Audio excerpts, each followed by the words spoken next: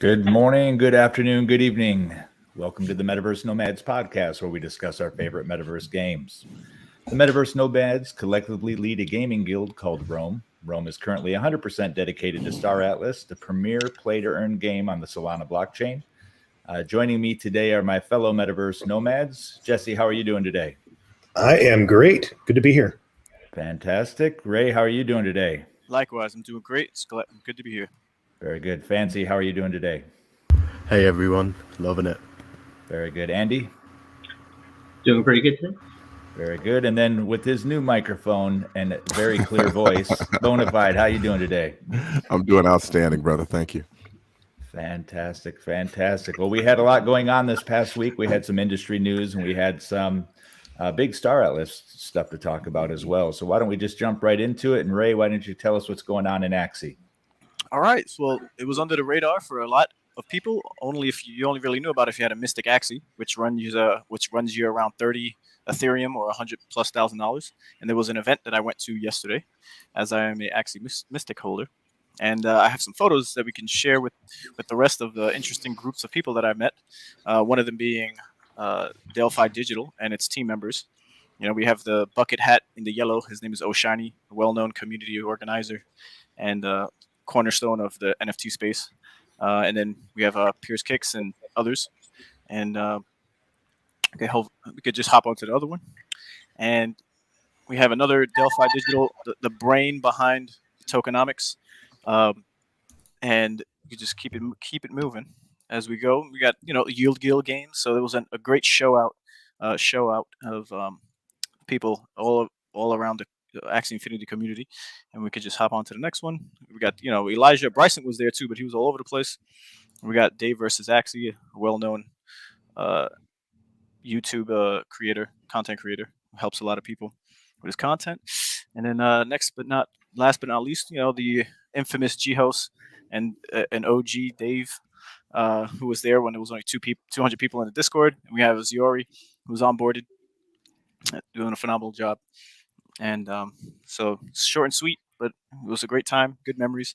And then as far as news pertaining to Axie specifically, Axie Infinity the game, we have this first slide, which was posted by the Axie Infinity Twitter account, which is pretty eye-opening if you didn't really know. But the Ronin bridge, the scaling solution with the most assets deposited, so total value locked out of all other bridges that are possibly used by everyone else, whether it's Polygon, Arbitrum, Phantom. Ronin has just been there, the train that could, pushing along and just ultimately being the number one the whole way. So that's pretty cool. And then you could check it out on Dune XYZ. It's another great website for all numbers and charts. And then on to the next one. We have the patch is live. So there was postponing of the patch, which have anyone making MMR under 800, which in the arena, you won't receive no SLP from the Venture Arena or the daily quests. So that is active, and if you haven't, you should just download the for Android and for desktop. You'll be able to update on desktop and then re-download the API files. And then the next slide we have, which is more of a macro type of news outside of Axie, but still pretty relevant. We have Ubisoft just on the 28th of October. They plan to create a blockchain games and even more plays to earn. So we have these big legacy companies coming around, and it's almost at this point you can't really talk negative about what's happening here because it's taking everyone by storm. What are the big Ubisoft titles? That's a good question because I'm so deep into NFT gaming. You kind of think it was BioShock if I'm not that was a pretty large one. And we have like Assassin's Creed. We have what else? I'm not really that big on legacy companies, as you might hear, as I can't just rattle off as many NFT legacy games as I can with NFT blockchain games. But yeah, it looks like they do. Assassin's Creed is probably the biggest IP, and then they have The Division, which is another game that has assets that you can buy, mostly skins, but some guns and stuff. I mean, it Right, makes sense that the first-person shooter games, the big dogs, are getting into this space because there's so much money to be made here. Right. And then last but not least for the slides, we have Immutable X, which is a layer 2 solution that just came on board and is blowing up in popularity. And you got the world's leading esports company, ESL Gaming, is partnering with Immutable X, and that's a pretty big deal for anyone in the esports arena, right? It's pretty big deal. Oh, and it says right A there, lot of money. CSGO NFTs on Ethereum. That is a big deal. I just wish it Yep. wasn't Ethereum. It's kind of a joke with gas fees right now, Right. right? With other solutions. Right, but with Immutable X, it's going to be much cheaper. Oh, is it? Yeah, Immutable X is going to be. That's why they're partnering, because it Right. wouldn't be sustainable or make any sense for any of this to be on Ethereum at this point in time. Until And for all you investors out there, not financial advice, but Immutable X is also partnered with Superfarm now, so that's a thing. So in that case about Immutable X, how's the transaction speed compared to Ethereum? If you look at like Solana, for example, the transaction speeds are significantly high and will work for a game. How is that with the other product? to be honest, I couldn't really tell you off the top of my head. But they did drop their initial NFT sale, which was I forget the name of the pigeons, but it was that was pretty successful, and it was very low cost fees. But I couldn't tell you right now. I'd have to look it up. But I could get back to that of how many transactions per second. Yeah, Bodhi's telling us it's fast, but the bridge is slow. I you believe also Illuvium is going to be using that service as well. Yeah. So once you're in the network, if you will, it's fast, but getting in and out is slow. Is what I'm reading. Right. All right. Well, that's better than being Ethereum slow and Ethereum expensive. Right. Pretty much. Way better. Anything else, Ray? No, that was. Oh yeah, and then a little banter here. So we all know Facebook did their thing with the rebranding. So in the whole community of Axie Infinity, they couldn't help but see the resemblance of the logos, and this was just the funniest one that I've seen, other than the feta cheese one with Zuckerberg holding up a block of feta cheese with it saying feta instead of meta. But this one was pretty good compared to that one. So. What do you guys think about that news? It's definitely something worth discussing. Yeah, so it is interesting. I mean, it's something that I don't think it was a shock because for the past, I guess, 3 or 4 months, it's been since Zuckerberg's been actively talking about Facebook becoming a metaverse company. And if you look at all the things that they're involved in, including Oculus, there's already things that they're doing that are headed in that direction. Now, that doesn't mean that Meta, as this new name, is going to replace Facebook. It is the actual parent company now for which WhatsApp, Instagram, Facebook, Oculus, all of these underlying companies now sit under that umbrella. But it just kind of represents what they want to do. Now, the thing that's interesting in the metaverse that as we know it is something that obviously needs to happen on blockchain, and 2, it needs to be decentralized. So it's pretty interesting when you see a large company like Facebook, who literally has between all of their platforms somewhere near half of the entire planet's population utilizing their services. So it's a little interesting when you see a company with that kind of influence and reach, one of the most dominant companies on the planet, want to start using all of their resources to grab a foothold. I mean, that's obviously what they want to do. They want to set up and be the dominant. They want to be like, remember how back in the day, Google we want to be the source of information on the planet. Well, that's kind of how Facebook's showing up now, is they want to be the gateway to the metaverse and to build the foundation. Yeah, I have mixed feelings about it overall. I think the idea that it's Facebook turns me sour pretty quick. Just because we've seen stuff that they've done that's inappropriate, but the idea that it's Facebook says that it's going to be everywhere, right? So it's kind of a double-edged sword, and you're gonna get the good with the bad. Yeah. So another reason why I think it's apparent that they're doing it is they're looking down the road, and I say this from the position of, for the past 10 years, I've been speaking on stages pretty much all around the world on Facebook marketing. And so one of the things that was significant about Facebook as the world's largest collection of human behavior data, that's actually what they are, that's different from Google. It's a different type of data that they collect. Google, for the longest time, until Facebook existed, could look out across all of the different websites and all the different platforms and understand what your behavior was as you were searching.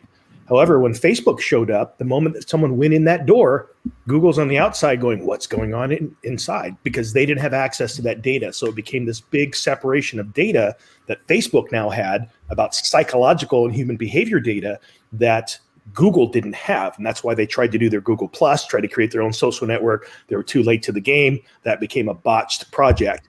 Facebook now is looking ahead saying, look, we know that pretty soon people are going to be directing their attention from our social networks to this place called the metaverse. And we don't want to miss out on what's happening inside of there, because that's going to be a substantial amount of data that we don't have access to. So that's what my belief is that they're being proactive in being able to say, let's get in front of this before we lose some control over it. So yeah, I mean, they're doing what big, powerful companies do, is try and retain that power. Yeah. I'm wondering if they're going to try to run it on their blockchain, or if they're going to use a different blockchain. It would be both awesome and tragic at the same time if they became the hub for all the other metaverses. You know, we've talked about the Ready Player One experience, and we know that there needs to be some hub that links all those together. I would love for a company like Facebook to take it on, but I'm less inclined to think they're altruistic in the whole idea. I agree with you on that 100%. Go ahead, Fancy. An interesting point from Swagner on the town hall is he said he doesn't consider it competition, because if you think about it, it's a completely different business model, and all the coins surrounding the metaverse did do extremely well this week, but Decentraland was clearly the front runner. Wow. It went crazy, and one of the reasons I think is because it has the model most similar to what Facebook is going to try and do, I think. But they've been around longer, so yeah, good luck to them. You know, great comment. I think that it's that the reason that Decentraland got the biggest boost across. I mean, they weren't the only metaverse token or project to get a boost. I think most of them did to some degree, but this one is the one that's probably the closest to mainstream understanding, like, hey, this is a place where there's virtual properties that exist. It's one of the first ones. It's ones like where Atari and others have put in money. And so I think it's just the lowest hanging fruit to people understanding what the metaverse could be, which is why we saw the biggest boost there. Yeah. I think the difference, going back to what you said about Wagner and it not being competition, I think, Star Atlas is a game we're all going to play, and we're going to play to have fun and earn some money. Whereas it's a game. Whereas with Facebook leading a meta, you are the game. You're the data. You're the product. So that's my biggest concern, is they're going to have so much data on how people interact with this space. And that's already a problem in my personal mind with Facebook and some of these larger social media sites. Yeah, I agree with you there, Banjo. And as well as that, I mean, the fact of the matter is Facebook, for what they've shown so far, is going to try to keep control, right? And as we've seen in the past with organizations like AOL, et cetera, is that when you wall yourself off, you don't allow for the innovation. So by having all of their metaverse content being proprietary the way they're likely to do, they're not going to get the innovation that the other chains, like as far as like with Star Atlas, for instance, they're actually going to be encouraging people to bring and create content in their metaverse, right? And that's what Axie's talking about. That's what all these crypto founded organizations are going to be talking about. So the organizations like Facebook, et cetera, that come in are going to come in a fashion that's not going to allow the innovation. So they're not going to keep up. Their metaverses are going to be there, but I don't see them being a big threat, like Wagner said. Well, I mean, there's parts where they absolutely can be a big threat. And the reason for that is that right now they have direct access to more than a third of the entire planet. And so one of the challenges that you have with getting people to do anything, especially something new, is you have to figure out how to change their behavior. Well, they already own a consistent portion of people's behavior. So all you have to do is make it comfortable and easy for them to start slowly doing something a little bit different. So if they create a place for people to meet online in what they're calling the metaverse, they're essentially conditioning them for what to expect within the metaverse. On the other side of that, we are in a place where we see projects that are decentralized. We see innovation. We see what it can become. However, there's also a big gap right now between behavior, getting people to understand what wallets are, getting people to understand, how to be safe in the process, getting people through that learning phase of how to participate in the bleeding edge stuff that we're involved in now. Facebook can do that in a pretty lump sum to slowly adjust people's behavior and give them incentive for doing it. So they definitely have some strong cards to play. I agree with you there as far as them being a net. I see it as a net positive, like you're saying, kind of, Jesse, is that they're gonna educate the masses and basically onboard people to the other metaverses. Is what I'm saying. Yeah, the issue I see with this though is most people are also lazy, and I have a feeling that Facebook will probably say, "Let's help you build that wallet, put in our plugin," but they're going to hold the private key. Yeah, that's actually a danger.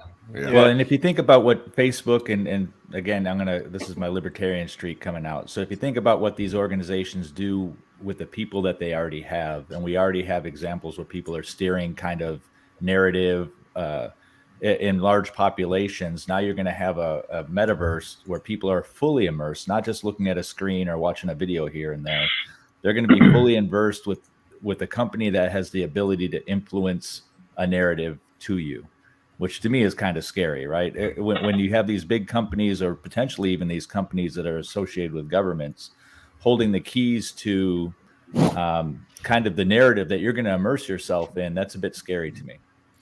Yeah, I just popped this up on the screen for you, Banjo, because my man Joey Rockets from the chat is spot on with this statement. Yeah. Facebook equals IOI from Ready Player One, and that's exactly what we're talking about. I mean, they're going to be, they are going to be a threat, right? But at the end of the day, as we've seen in the crypto space, I mean, even Microsoft ended up becoming, they created GitHub, right? And they started open sourcing their content, right? Like that's the way that things are gonna go, because that's where the power of innovation and creativity is gonna be, and that's actually what we're monetizing here, right? Is human innovation. Any other thoughts on Meta? I was thinking that same thing about Ready Player One and IOI just a couple of days ago as that news came out. Yep. And I say that from a place where over the years, the more that I've learned about Facebook and their algorithms and actually the data that they collect, the less that I have personally used it. And I've done talks on the idea of security and data, even before the Cambridge Analytica data debacle that put them, in a lot of hot water. They've been doing stuff for years, including studies on whether or not they could change a person's mood in their newsfeed. So there's the amount of psychological information, psycho data that they have and use and have used is pretty scary. And I don't think that the Facebook is a net positive for the planet, especially all the things that I've learned over the years. That's exactly where I was going with I agree with you. Controlling the narrative, right? It's kind of crazy. One of the other things we did around Meta before we pass on is we talked about the URLs and some of us went and started searching up Meta URLs to see what was already taken, and it was kind of stupid how quickly they all got soaked up. And how expensive people were flipping the Meta URLs. Jesse, with your experience, do you have any thoughts on why people do that, how they do it, and really the whole idea of flipping URLs? Yeah, I mean, as someone that's holds hundreds of domains myself over the years and have flipped a few, I think that there's just a whole. It's almost like collectors. There's like people that collect cards, people that collect cars, people that collect different things. There are people that collect what they think will later be important. And so as soon as there's anything that becomes newsworthy, if you go to something like Google Trends and you look up a word like even metaverse, you'll be able to see how over the period of time, how that word has come into mainstream use and at what points. And you can pretty much any word that you look that has had a spike like Meta has recently, you're going to see tons of people going and snatch up every possible related domain. That doesn't necessarily mean that it brings value to the domain. It's just a perceived value, because most of the time people sit on those domains and don't do anything with them at all. Mm-hmm. Yeah, it really was the whole market in general this week. A lot of green. Across the board. Yeah, it's good to be a Metaverse citizen. I'll tell you what, that's one of the big things about the whole Facebook entering the metaverse, right? Is that it's like Elio Trade says, right? Like we say good morning, all of us in the NFT space, we say good morning all the time because we're so early, right? And that's really what's happening is we're front running the institutions here. Facebook is the first of many. And if you guys are here, you're early, and I'm pretty sure a lot of that green was a lot of you guys out there, right? So yeah. I'm happy, and I know you guys are all happy, and we're going places, buddy. I'm happy to be on this journey with everybody. Elio Trade said that on a stream he did, I think last night, where he's talking about like all the folks that are right now into metaverse projects, especially blockchain metaverse gaming projects, that were pretty much the day one Bitcoiners from back in the day, as this thing is just now getting started. Well, you remember I coined that phrase, NFTs in 2021 is Bitcoin in 2013. Like, this is the first of many NFT bull runs that we're riding through right now, and we're going to have a bear market at some point. Who knows how that's going to go? But I think this is the first of many bull runs. Yeah, the challenge is in 2013, there was one. Now there's, in 2021, there's a ton of projects you can get into. So how do you keep from getting yourself spread too thin and getting the right project? And like Gary Vee says, right? Gary Vee says, 98% of them are going to go to zero. And I think he's 100% right on that as well, right? I mean, everything is not a collector's item. So I don't think that the thing that you think is cute is what the world is going to be willing to buy from you later, right? I think there's going to be two factors, and one of the factors is so important that it's driving the market differently than what we've seen in the past with all of the Bitcoin cycles and all of even the altcoin cycles. And that is that the projects now, the significance of the project is being determined by the community that supports it. And so for that reason, because a lot of the things that are happening in the NFT space aren't just about a JPEG, it's about these groups that are coming together to try and support something, and so as a result, whether that's, Bored Apes or, CryptoPunks, you've got these projects now that are going to have some long legs because they're collectively trying to create something that's a movement. And if you have an NFT or a project that is just there to capture that immediate cash grab, you won't see them around very long. And the other thing I think is going to be interesting is that because this was kind of the year of NFTs, that 5 years down the road, there will still be some NFT projects coming out doing interesting things. But this is going to be the stuff that is like the antiques. This is going to be the collectors from that year one stuff. So even the projects that you're in now that may not seem significant, and we're in this lull for NFTs across the board, whether on ETH or Solana, we're going to see that down the road, those things will pick back up just because they were like the first line that came out. Mm-hmm. Mm-hmm. I think you're right there, Jesse, because Gary Vee started a whole arms race, right, for people buying up all the 2018 NFTs that were out there, like the curio cards and those rocks took off, stuff like that. Bodie made a nice comment off of what I was saying a little bit ago, right? Someone at a NFT New York City event yesterday said a barista in a coffee shop said good morning, and everyone enjoying their coffee echoed.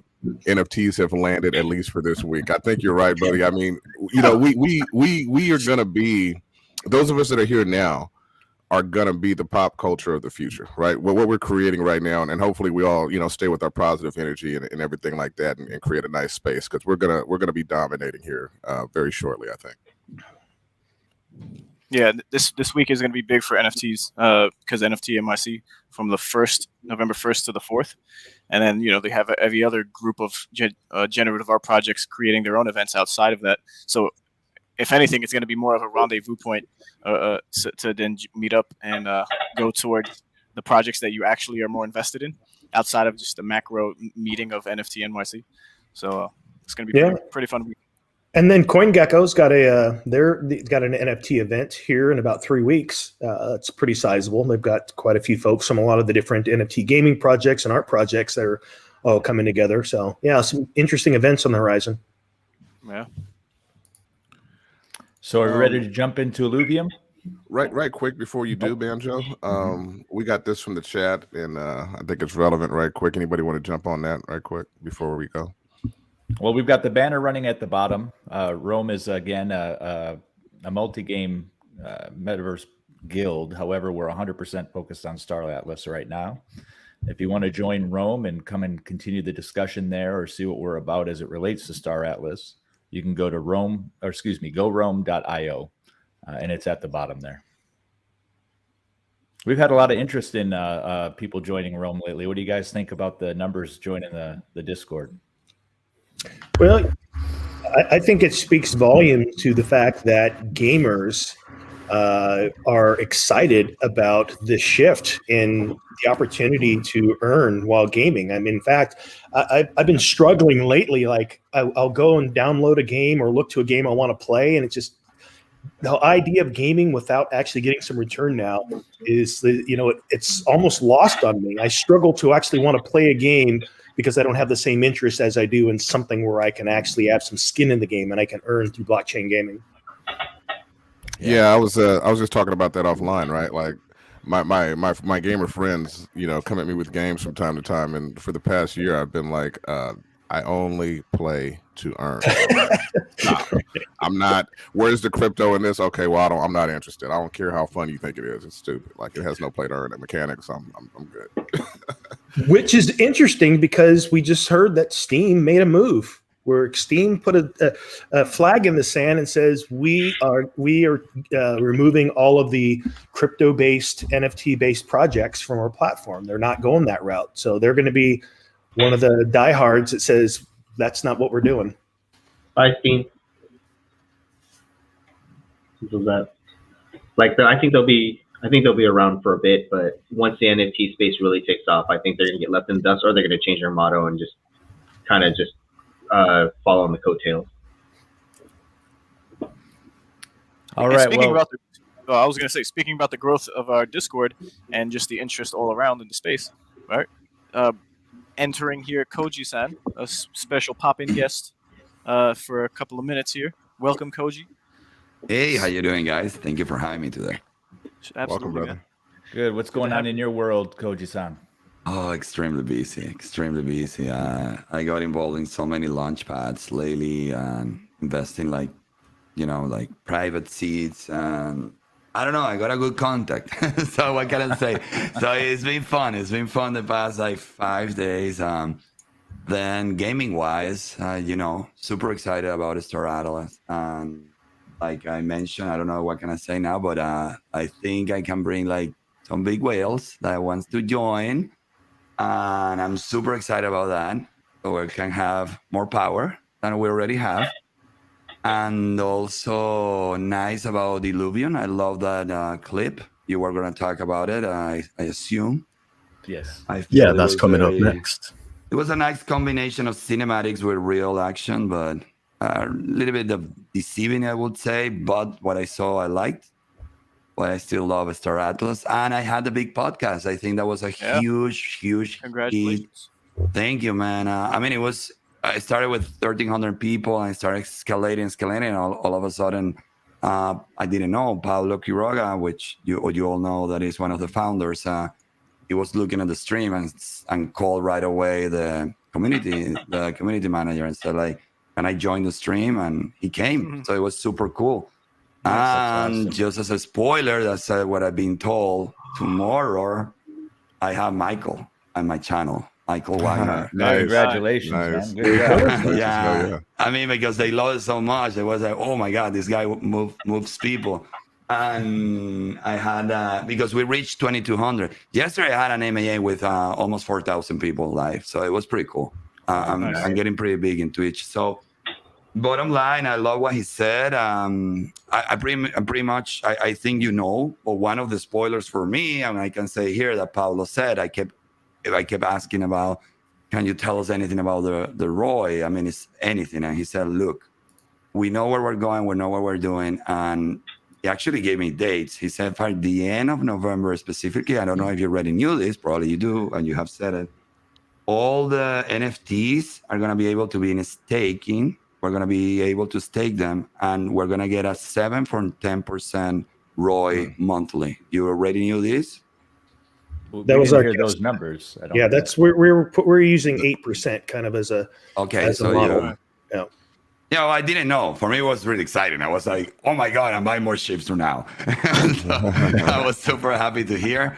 And I don't know, he got a little bit off topic. He's very like, I was trying to go straight forward to points, but he was, going around and talking about the beauty of this. We're going to have our virtual families and we're going to hug each other. I'm like, no. We are not hugging each other. We are going to be investing and seeing how to dominate ONI. I don't know. It was it. But he knew who we were. He was really excited. He talked a lot about Rome and he was proud of us. And he even said, like, Michael mentioned us, like, being one of the strongest. So that made me very proud and very happy of where we are and who we are. So that's it, man. Just wanted to come and say that for now. How about you? What did I miss? I'm sorry I cannot stay longer. Well, Koji, before you go, and since Illuvium is our next project, you got any of that tea for us as far as because I think you said something along the lines of it being a bit disingenuous or something like that. I mean, if you see it, it was a combination. They were showing a cinematic, and then it would jump in a little piece of gameplay. So I didn't like it. It was like a 3-minute clip. And I would say like 90% it was cinematic, and only very, very towards the end, you can see how it's going to be when you're exploring.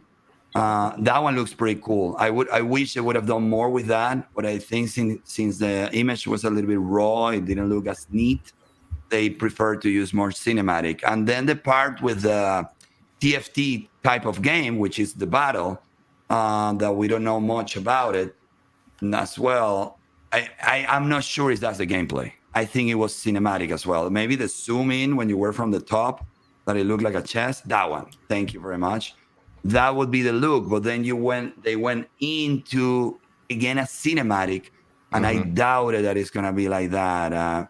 So it was a little bit deceiving. But, I mean, I like Illuvium. I have a lot of stake in there, but I have no idea. I have my doubts. I still prefer Star Atlas, but it's my point of view. I don't want to, just talk bad about any project. I think they're all AAA amazing projects. So I don't like to talk trash either. I just like to critique, right? I just like to be, let's always dig in there because they are asking for our actual money here, right? Go ahead, Jesse, sorry. So Koji, what part did you think was cinematic? Because I had the same question, but if we've seen things, for example, with Star Atlas, we know the trailer itself is cinematic. But if you look at the X4 video, which looks insanely amazing, that is in-engine rendered. So, I mean, was there a particular part that you looked at and you said, that's not in-game, that's cinematic?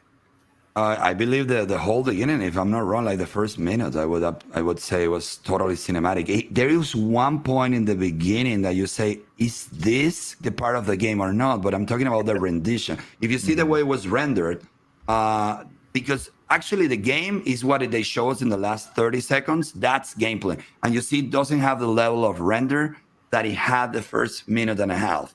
So that's what it gave me doubts. Okay, what was it? That it feels that it was totally cinematic, 100%.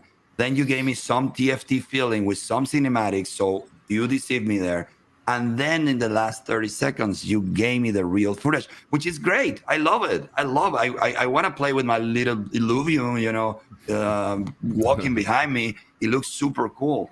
But that's the only thing. But it's okay. And when you're talking about Star Atlas, it was the same. I was there, and they gave me the clip of the X4. And I asked, and I said, like, okay, that looks totally like a cinematic. How are you telling me that that's a gameplay? No, that's the engine, that is this. I said, when do I see that with that quality? What do I have to have? Like a computer that is working with NASA or something? I mean, who can play with that? I'm bringing a lot of people to South America. We can barely have internet. I mean, don't do this to me. So, hey, Coach.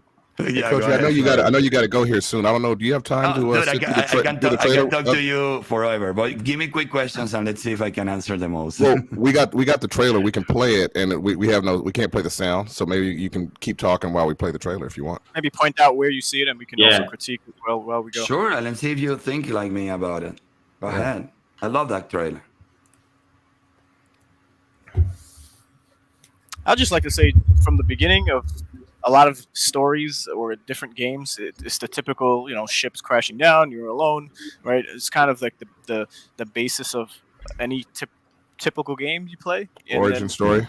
Yeah, the origin stories. It's the superhero building his way up to become the ultimate alluvial Pokemon master. What did the owner said about this clip, by the way? Because I forgot his name. He's a very like.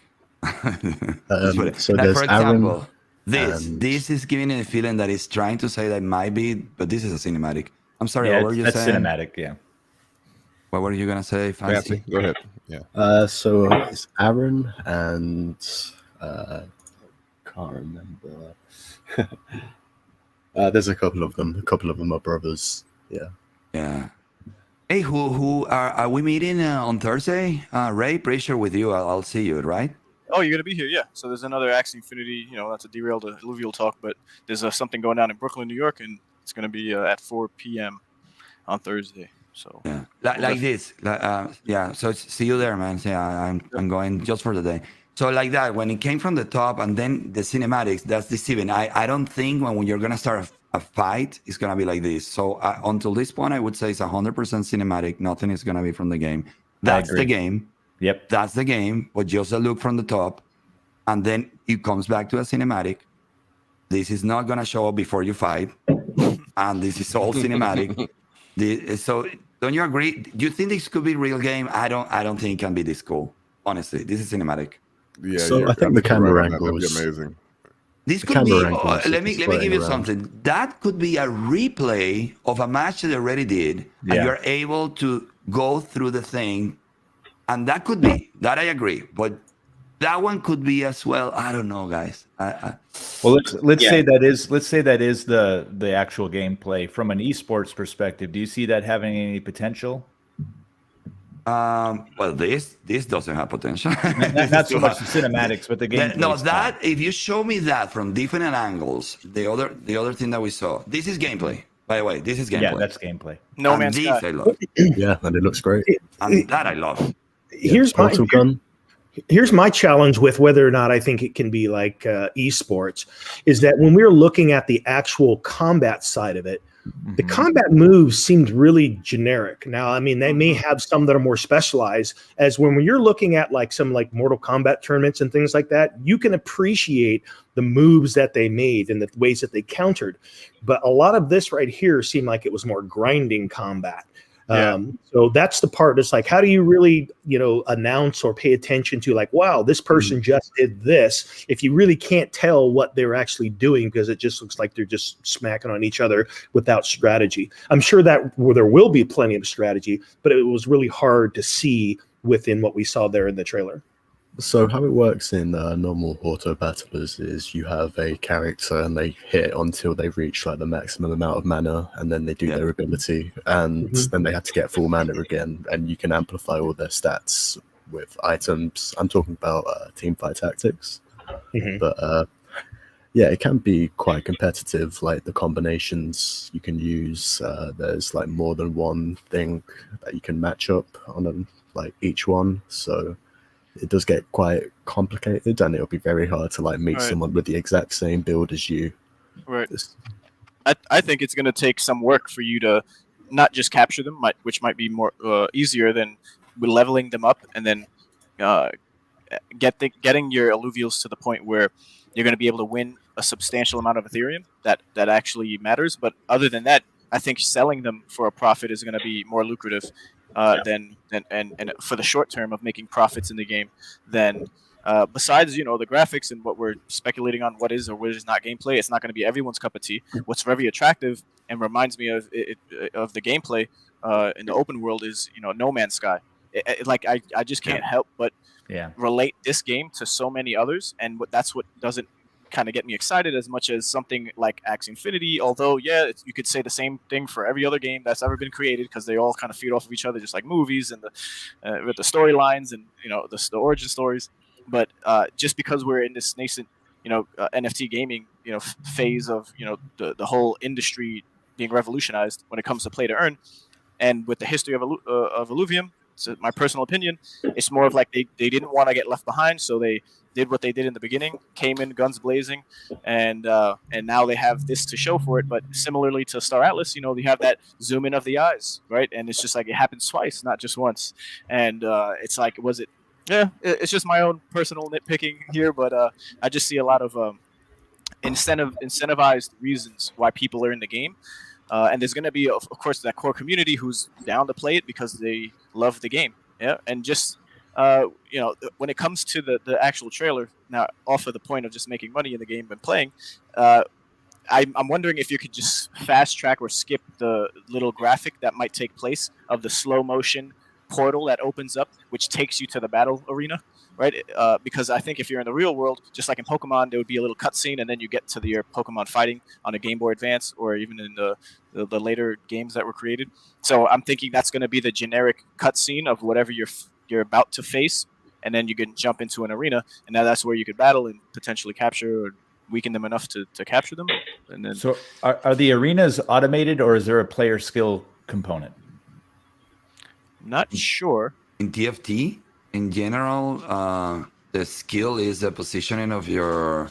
Yeah, it's MMR, ELO, like Yeah. chess. It's like a chess kind of thing. So this is the thing, exactly what Fancy was saying. Like you were talking about like esports. I mean, I have seen TFT, and TFT actually, I mean, the commentator at the end of the day is going to be kind of commentating like Hearthstone, something like that. Is that you have to have a lot of knowledge of whatever they're using in the map, but the action itself is not like you can hype it up and you cannot do much about it because it's automated. Right. And I feel exactly also what Ray saying, it feels like they're trying to push this of, oh my God, it's going to be so much action and so much happening. And the reality, this is just something that has the movement and it's going to move whichever way it's supposed to do. And it's a little bit of a chess match. That's it. I think more they should have focused. I mean, in my opinion, as a PR, if you want to focus on the TFT way, it's okay. But they combine both. I love the gameplay of the open world. They should have focused more on that. That was a pretty neat gameplay. See, what's crazy too is that I could imagine playing No Man's Sky, and this is what I wished when I was playing No Man's Sky that you could possibly do, is actually fight. Yeah, there's aliens and different creatures on different worlds that you can kill, and then but it's kind of like a tease, for lack of a better term, because now you kill them and it's just like you're not really getting anything really out of it, unless there was like a boss type of Dark Souls type of interaction with a big boss that was like, if you kill it, you get something. It was just like an open world space game, and similar to just how this is on a planet or in space itself on some level, right? It's just like once you get into the arena, it's going to become pretty mundane as far as like, yeah, you'll have a different alluvial, you could upgrade them, one will be stronger, they'll look different, they have different effects, but it's going to be a boring somewhat, depending on who you are. I think it's going to just be more adventurous to be playing adventure mode. But then once you hop into this, just like in Pokemon, man, you hated getting into fights with these freaking characters who just be like, whoop, and then they see you, they walk up to you, you can't do anything else, and you're forced to do a battle. If you went into a cavern or a cave, or if you were on the bike path, you could not get around fighting. And hopefully it doesn't have that same feel, because it slows the goals of what you're trying to accomplish in the game. And if you're going to be grinding this game to make money and you're getting bombarded with level 1 alluvials that you captured 100 of, right? How many times, I wonder if the market's going to be flooded with the base, Squirtle, Charizard, Bulbasaur type of, if so many people are going to be grinding these starter alluvials, like you had your starter Pokemon, and to fuse them together to level the same one up until everyone has the same max character, whether it's a Bulbasaur, a Venusaur, or a Charizard, right? Like I wonder, like what the market's going to look like, if there's going to be any demand over a year's time of people just grinding the crap out of the initial alluvials that come out. because nothing's really going to change if we're going to see all of the evolutions as we have already, and some of the moves that they've shown already. So we'll see what the market says. It's a free market economy, I guess. Yeah. The only two things I could see where they might get something out of it is it looked like you need 3 of the same alluvials, so you're going to have some kind of deflation at least on that end.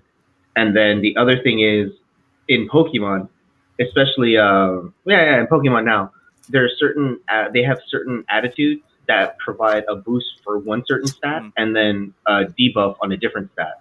And so they could potentially end up getting something better that way, where you'd want to grind to get more of the same type, not only to I guess evolve them or morph them into the next form, but also find that one perfect one that has a higher attack boost to make it stronger or make it faster or make it harder to kill. Sure. And then, my last thought on that is, what does it matter if you're going to be playing and earning Ethereum? If that's all you really care for, it doesn't matter. You're going to go balls deep into it and just earn as much as you can. So Alex Carrasco says starter alluvials decrease over time and start to disappear. So basically it's going to be like Gen 1 Star Atlas ships. The people who would play at the beginning, they're going to have all these, like the first batch of ships. They may not be more powerful or weaker, perhaps, but they'll be the OGs. And in blockchain, that's quite valuable.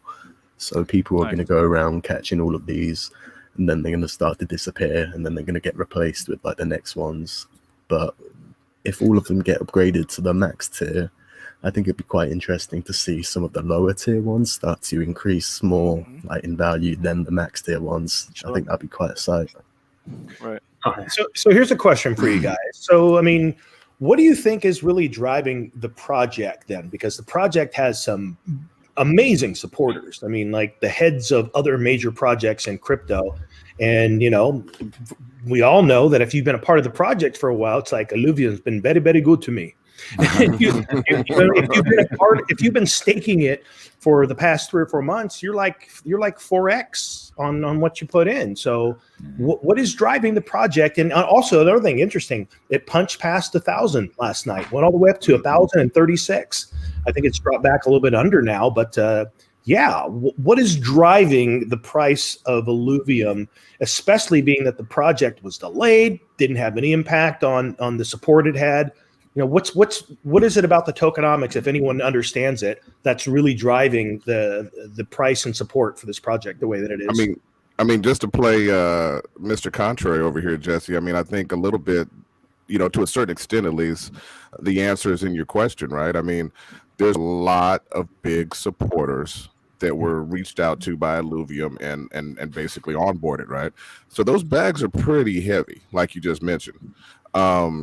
Now, is that going to continue into the future? I mean, who knows? I mean, the market's going to decide, like Ray mentioned. But there's a lot of big money in Alluvium, and they're going to continue pumping Alluvium to their followers and the people they influence for the foreseeable future, at least during the rest of this bull run. I think you're in a good spot. If you were already in, I think you're in a good spot. But I don't know that I'd necessarily be rushing to ape into it right now.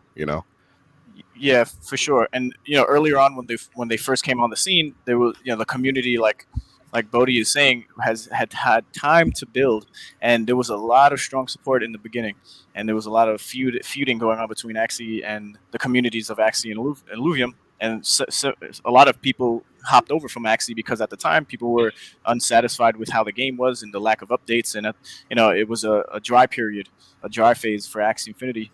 I remember during those times, and for what it was worth, a lot of people hopped over and saw more potential in Alluvium. And then since then, the community grew to the point where it was an unbreakable community, similar to what we have at Rome, right, or what Axie has with its 800,000+ in their own Discord. And besides that, the staking rewards. You know how many millionaires were created? It came out at 50. It was overvalued. A lot of people said they didn't get in, and now look at all of them. Right, so and there's boats that are leaving the dock every day in the crypto space, and people are missing the trains, and however you want to phrase it. But Alex has a good point here that it's low supply and circulation. It's like 634,000, and then there's a max supply of 7 million, which seems incredibly low for this type of project. So it's interesting that that's the route they went. Right. Yeah. Go I'm ahead, sorry, Bonafide. well, just Koji. I think you're running low on time here, Koji. Yes, I'm sorry. I would love to stay here. Last time I had a blast, and I would love to start coming all the time. But today, actually, in the middle of the lunch, I have to do for the family. So, guys, I really, really appreciate the time, and hopefully, we can have a talk later on private about other things. And everybody, go Rome. I love you, and have a wonderful show and a great Sunday, guys. Thank you, brother. Take it easy, Coach. Enjoy. Peace and love, brother. Love you. Yes, bye bye. So the what I was saying about Illuvium, I think the other thing that's also in play is, well, one, community doesn't happen by itself, right? There has to be a great relationship with the devs. There has to be people who really support the project. But they really do a good job of slow rolling information into their community as well with pictures and sometimes leaks. They're good marketers. They are doing a great They're job great. marketing. I think also the link to Pokemon is also helping them, right? People want a blockchain version of Pokemon, and I think they see it in this game. Their Discord has about 170,000 people and seems to grow by almost 1,000 a day. It's nuts. It's definitely going to be a top contender, no doubt about it. One of my favorite things about the trailer, because I didn't really know about it yet, was this little portal. And I found it quite interesting because, like there wasn't many things we didn't know about if you've been following Illuvium for a while now. But this is like the trailer sums everything up quite nicely. But yeah, I'd really love to know more about what this does. Like we see the woman charging like face first, that rhino dung beetle thing, and I'm not too sure about what happens. It seems like it's a portal where things come through to this world, rather than something you're going into. So it looks like, is that kind of like where alluvials come from, how they got here? Were they already on the planet? Maybe it'd be quite cool to just have a portal gun, really, like in addition with combat. No, with the Isn't that going into the battle? That's what I thought. Yeah, that's pre-battle, right? Yeah, I mentioned it earlier. I was like, after we see every interaction between either the human and the alluvial, you always end up in the arena. So I think that's just the portal or the cutscene as it's slow motion, and then you end up in the portal to do your battling. I don't think it's going to be that complicated of a backdrop or backstory of why that's a portal. It's just that's where you go to capture or battle. And I think that's how they can make the battles show up anywhere in the world, right? You don't have to have these special arenas planted everywhere. You just go through the portal, you're in your arena, and then you come out of the portal. That's the way I see it. It makes it a lot. It's a lot more seamless that way. Yeah. So this is a citizen of Rome data here. Obviously, we don't give financial advice or anything like that on this show. None of us are financial advisors. But as far as this question, any of you guys out there, I mean, I've already stated my position. Any of you guys starting today, if you're just finding out about the project, would you be trying to get in here, or would you be playing a little bit more safe and waiting on the sidelines? What do you guys think? I would, and the reason that I would, and again, this is my own personal approach to this, is because the limited stuff that I really have gone through, and I went through it extensively, but I don't recall all of it because I've been my head in other projects. But the tokenomics are pretty amazing, and the fact that you're getting the return that you're getting for staking, there's going to be a time where the amount that it's at right now is going to come crashing down. There's no question about it. It's just the nature of markets. But if you're a long-time hodler, which you kind of have to be anyway, because the way their staking rewards work is they're locked up for a year anyway. So that's something to definitely be aware of. You can pull out of staking, but the rewards you get from it are locked in for a year. Yeah, and you can use those tokens in game if you convert it to SILV. That's like the gameplay currency, I guess, but it lets you use that money before it gets unlocked. So I think that's quite a cool alternative, being able to play in game or just waiting on the sidelines. Anybody else got any opinions on that? I would like to just shout out Data as well as other members of our community. He's a lieutenant for Rome. And for the Spanish-speaking portion of our Rome Legion, South American Legion. So thank you so much for all the work you're doing, and for Esbe and Maldios and Tomahawk, right? Just shouting out Black Calas, Like everybody in the is doing so much work, and we couldn't be here without you guys. So we appreciate you. Absolutely. Yeah, And we peace and blessings to the South American Legion. You guys are doing awesome. Yeah. And, in addition to, we've got lots of our own guild that shows up here, but we also have other guilds. Bodie has been on here regularly. He's got his own guild. So, it's nice that we've got others within the Star Atlas community showing up and hearing what we have to say and also sharing their own thoughts as well. Absolutely. Yeah, the South American contingent of the South American Legion has really been a surprise, right? Their passion and enthusiasm is top notch, and I think it's so cool that we had the right multilingual people in our guild to kind of handle that transition. And I think we've said this before, but hats off to Fancy and Jesse as well for kind of supporting and creating the systems to bring those international people on and still feel like they have a home and not feel like they're in a strange land. All right, thank you, Data. Thank you, Data. Your family, brother. Appreciate you. Amen. Yeah. But All right. Well, Fancy, any more Illuvium stuff? Any more pictures to talk about? So I do have stills from that I took. This is the last one I think I'll show. It's from the beginning of the video pretty much, and it's what I think is like the choose your Pokemon scene, where you have to make that initial decision.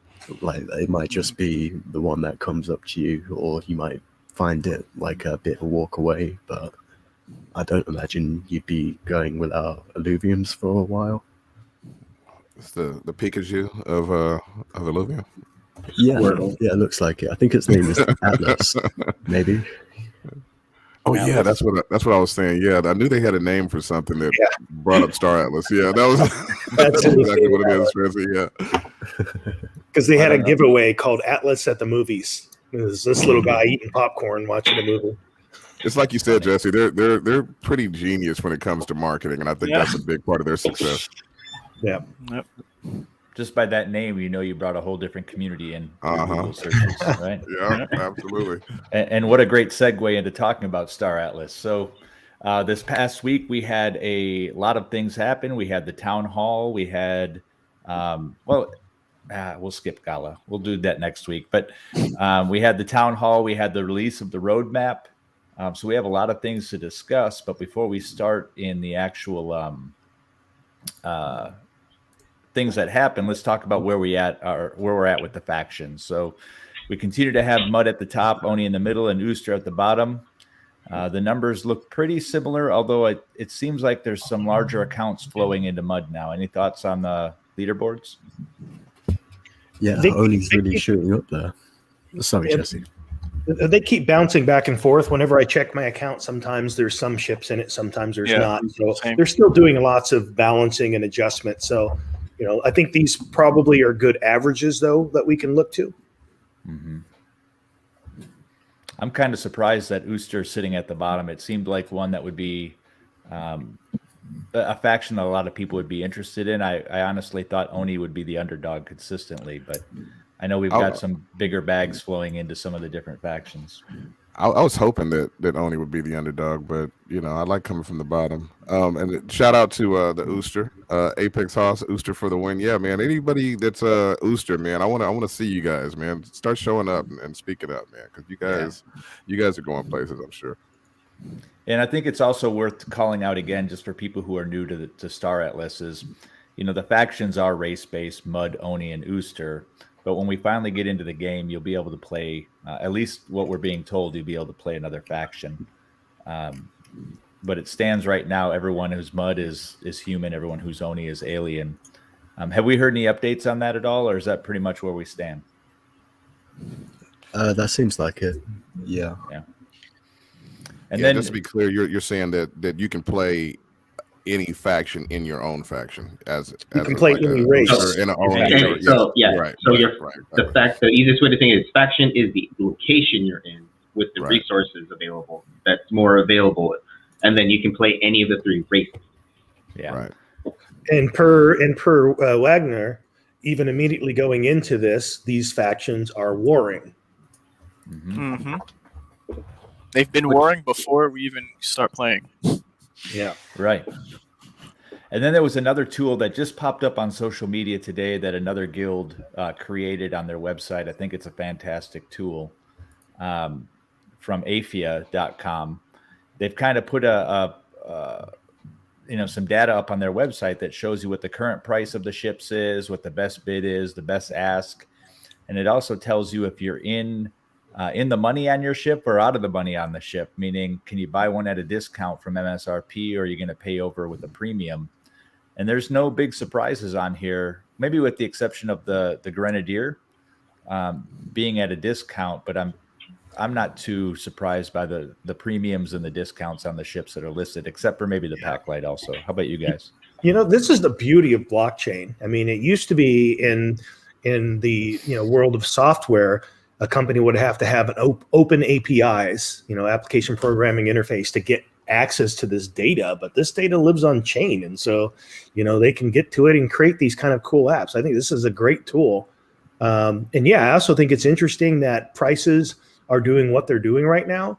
And as we've seen in the past, it's all kind of news based. So the moment that if we were to get news tomorrow that the score version of the mini game launches in 3 days, we would see a dramatic, immediate change to all these prices. Yeah, shout out to Alfia. That's a great tool. Yeah, really impressive. I love that the different guilds are creating, and at some point it's kind of like DeFi. There's all these different DeFi platforms, but the services that they offer beyond the DeFi is really what draws people in. And I think we're going to start seeing that with some of these guilds that are building these resources as well. It's almost their own level of marketing. Right. Any thoughts about the ships that are on the list? It's a little bit surprising that the X5 is at a premium right now. Not surprised about the OPOD or the Guardian. Well, I don't think the premium for the X5 makes sense, because I guess that's the price range that many people can get in, as far as like the cap of what they can afford. So I see that being a thing, because people don't want to have the crappiest ship. Not that anyone is going to be particularly crappy, but as far as return on your investment, as we know, it's going to be relative to what the ship cost is, and the higher it is, then the larger your. Unless I'm not seeing it here, it looks like, the Guardian is the one that has seen the biggest leap. It was like 30-31 out the gate. Right. And so it's compared to some of the other ones, like the Ogreca, for instance, it came out it's not far off from where it was originally, I don't think. So most of them look like to be about 10% or something. Not too much more.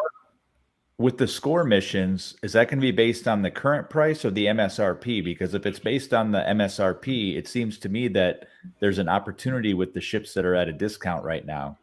It's the average MSRP, meaning like the average between where it started, because how they roll them out in layers. Right.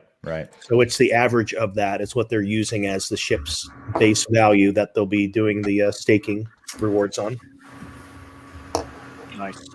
So there is some benefit to getting ships cheaper than MSRP then at this point, right? You have a staking advantage, if you will. Yep. Very cool. So what did you guys think of the town hall overall? Or do you want to talk about the roadmap first? Yeah, the town hall, we're in this, I keep using the term the calm before the storm, because we're in this place now that we know the next big event is the mini game. We know that there'll be some ships, and actually they've kind of been, you can tell they're scrambling behind the scenes to get some things done, because a few town halls ago, essentially Wagner said that they anticipated that every few days there would be some ships being released, but the last ships we saw a couple weeks ago. And so we're in this kind of a lull, and but when we do, so like when we listen to that town hall, we're like waiting for the nuggets. Oh, there's one. Oh, there's another one. So it sounds like we do have some ships coming. But the thing that stood out for me was my ear to the ground was about rewards and what that's going to look like. And so some of the feedback that we got was that the reward system seems to be set up so that it's going to incentivize you to keep your rewards within the ecosystem. Be that Polis with its staking, because you lock it up for periods of time, or with the actual ship. It's my understanding that even with the ship rewards, there's going to be some call or some reason to keep some of your Atlas still within the game. Yeah, it's interesting because the rewards, I mean, what was the percentage we figured as far as the rewards? There was a percentage we were kind of banging around. So there was a number of things that were said. The original thing that stood out for me goes all the way back to when we were talking about even other games. We were saying, what's a reasonable return on investment? My thought was a year's time. And then on some podcast where Wagner was on, he mentioned that. So he thinks that it's reasonable to see a return on your investment within a year's time. So if we take that year, and by the way, this goes back up to someone here that asked that question, like, where did this come from? Someone said 7 to 10% ROI sounds super unrealistic. There's a couple of things that kind of support that. Not that it's unrealistic, that it actually can't happen. So if we look at the 1 year's time, then we're looking at about 8% monthly, and that equates down to about 0.25% daily. So if we pull up here, I wanted to pull up something from the economic paper. And this is just a reminder that this is the Atlas in circulation rollout. And so it's kind of interesting. You look down there, you can see the private token sale, which is going to scale at some point here over the next couple of years. On the very bottom, we see the public pre-sale and the public token sale in that black and blue, which equates to just a tiny sliver. But then if you look at the rewards pool, that's a substantial amount. Now, granted, this is showing us from January 1st, but I'm assuming that also takes into place what is happening in November with the mini game. So there's going to be this escalation, which is going to be a substantial amount of Atlas coming into the ecosystem through rewards. And so, yeah, I can see them taking the existing amount that's already been put out in ships and figuring out that percentage, being it somewhere around 0.25% daily return on your investment. So they seem to be looking at an economic structure that supports what they've hinted at. And I think the important thing to remember there is that 8% also includes the 4 Rs, right? So you're not going to get 8%. You're going to have to recycle some of that back into the game through the refueling, rearm, repair, and refeed. And we don't even know what that looks like. So your true output might be 2%, not 8%, if you're trying to continuously play the game. Right. And then he also said that the 4 Rs is also different for every ship. So, like if you have the Guardian, it could be you get a lot more, but it's also going to cost a lot more depending on what it is. Now, if you're driving, those fuel costs are ridiculous. But then it also has its own farm, so you don't have to refeed. You don't have to pay as much to refeed. So it all depends on the ship that you have. So what's interesting about is we know that there's going to be some things you can add to your ship to reduce the use rates of certain things too as well, right? So at some point, things that you can add to your ship are going to be just as important as kind of a strategy to keep the Atlas you have instead of pushing it back into the game. Absolutely. Going back to something you were just mentioning, Jesse. So I seem to remember Wagner mentioning that people were upset about them selling all these assets and not having a way to earn on them yet, and so that they were kind of slowing down the release of the ships so that they would have the mini game launched before they had too many ships out in circulation. What do you think about that? You got to remember again, I mean, for people that are in on these projects, this is bleeding edge. This is how you support a project. This is how you get in early with the risk and have to sit there and be comfortable with sitting on what you've contributed to be able to look forward to those big rewards. I'm sure that folks that, we've got some folks that are watching on here. I know Bodie's big into Axie. We've got our resident Axie Pro Ray here. Guys, when you got into Axie, I'm sure there was a lot of the same considerations when you're in early, like, people saying, hey, how long is it going to be before I see some return on what I put in? So it's just about being early to the game. And I don't have a problem with it, because the truth is that is how projects raise the funds to be able to do the things that they do. They have something like 120, 150 folks working on the project now, not all of them employees. A lot of them are contractors. But with their plans to scale, that's how you fund a project of this magnitude. Yep. Question from the chat, Harmony Payne. Do we have any information about Illuvium's ROI? How does that compare to the Star Atlas ROI?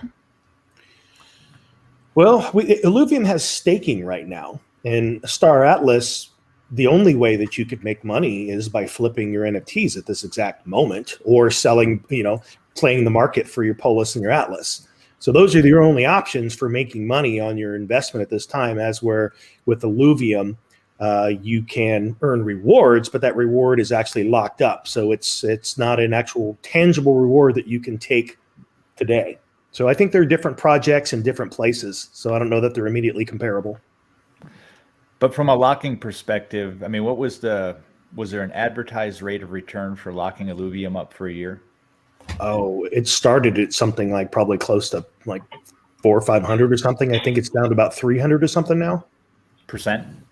Yeah. I mean, if you think about if that translates into Polis and locking Polis up, those are some big returns. And we know that we have the private investors who are, I guess, the current whales of Atlas and Polis. If they stand to make those types of returns on what they've already pre-purchased, I mean, it's only going to draw more and more interest into this metaverse. Yeah, the 600/300% that Wick has just mentioned was,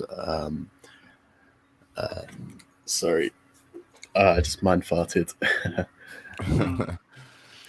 So it's interesting there. Bodie's talking about at one point, he sold 10,000 AXS below $1. That's the nature of things, because you're like, man, I bet I'm going to take profit now. You never know where this project's going. And then a couple of years later, you're like, damn. Yeah. What would that be now? Yeah, I feel your pain. What's the access price now? 170 something. No, Sorry, And that's worse than a Bitcoin pizza, I think. Man, the stories I heard. There's so many worse stories than a freaking Bitcoin pizza. But I heard, yesterday there was a whole phase of a conversation going around between seed investors and just early investors alike in AXS, and how a lot of people just tripped up. And depending on what your needs are, maybe you needed to sell it, but if you didn't, you feel some type of way.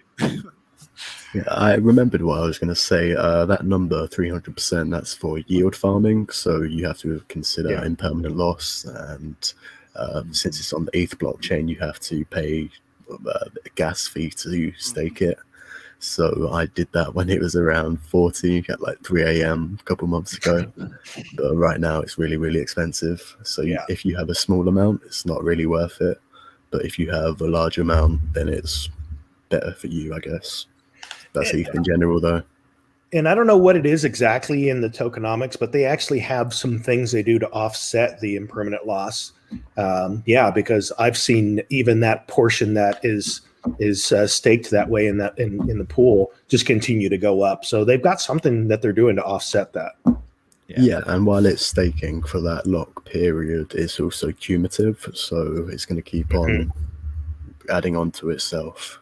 Yeah.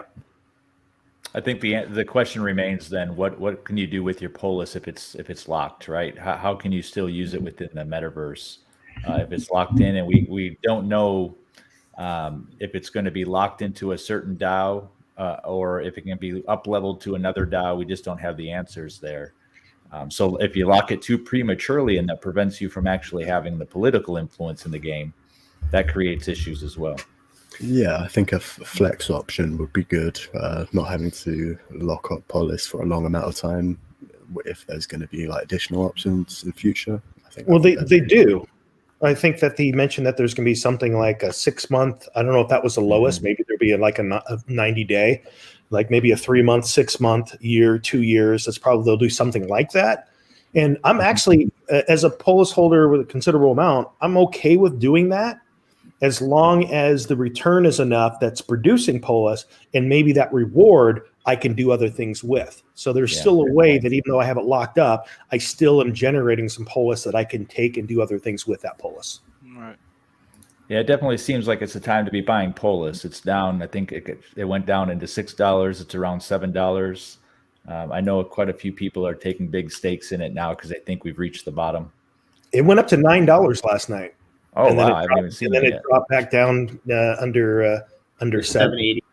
It's 780 right now with an Atlas at 12.5. Wow. Very interesting. All right, so we had the Polis DAO. We also had some other news. We heard about ship missions.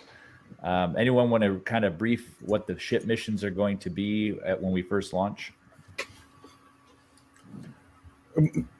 My limited understanding of it is that it's ship staking, meaning that it's not going to be specific to a ship. They're not going to be like, this mission here is you need to go out and you need to bounty hunt, or you need to move this cargo. It's going to be more like your collective amount. You can stake it all, and you'll get a return based on the collective MSRP. I think what they're trying to go for is just the most basic and simple way that they can reward you for what you've already purchased. Yeah, Right. yeah, I agree. Right now, we know it's all iterative, right? They've been very clear about that from the get-go, and this is all going to be foundational, and they'll build on top of. And I've thought for a while that the initial ship missions were going to be just staking your NFT and getting a distribution.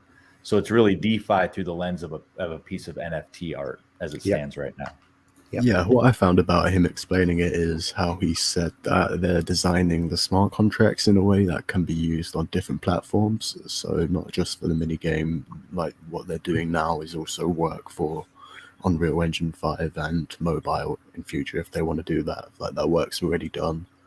So, Well, and that felt like a big reveal on the town hall when they announced that, right? Because there's always been concern about how do we get the play to earn economy that we've seen in the Philippines with Axie and some other countries. How do you get to that to show up in a game that's primarily PC? Well, if they do it through the lens of a browser or a mini game that can be done on a browser, you can do that on a phone as well. So you don't have to have these high-end computers to have this quote-unquote scholarship program. Yeah, I was actually really happy to see that not only are they building out the infrastructure so that things are going to be easy for them to mesh in the future, but also he mentioned right along that statement that they were going to support the mini game far out into the future as well, meaning that for scholars who only have a cell phone, they'll be able to participate in the ecosystem, which is as you guys know, that's something of importance to me because I want these games to be able to onboard people into crypto in all these other countries that don't have access right now. There's just been this growing thing that's becoming more and more apparent to me from the 50,000 foot view looking down on the Star Atlas project.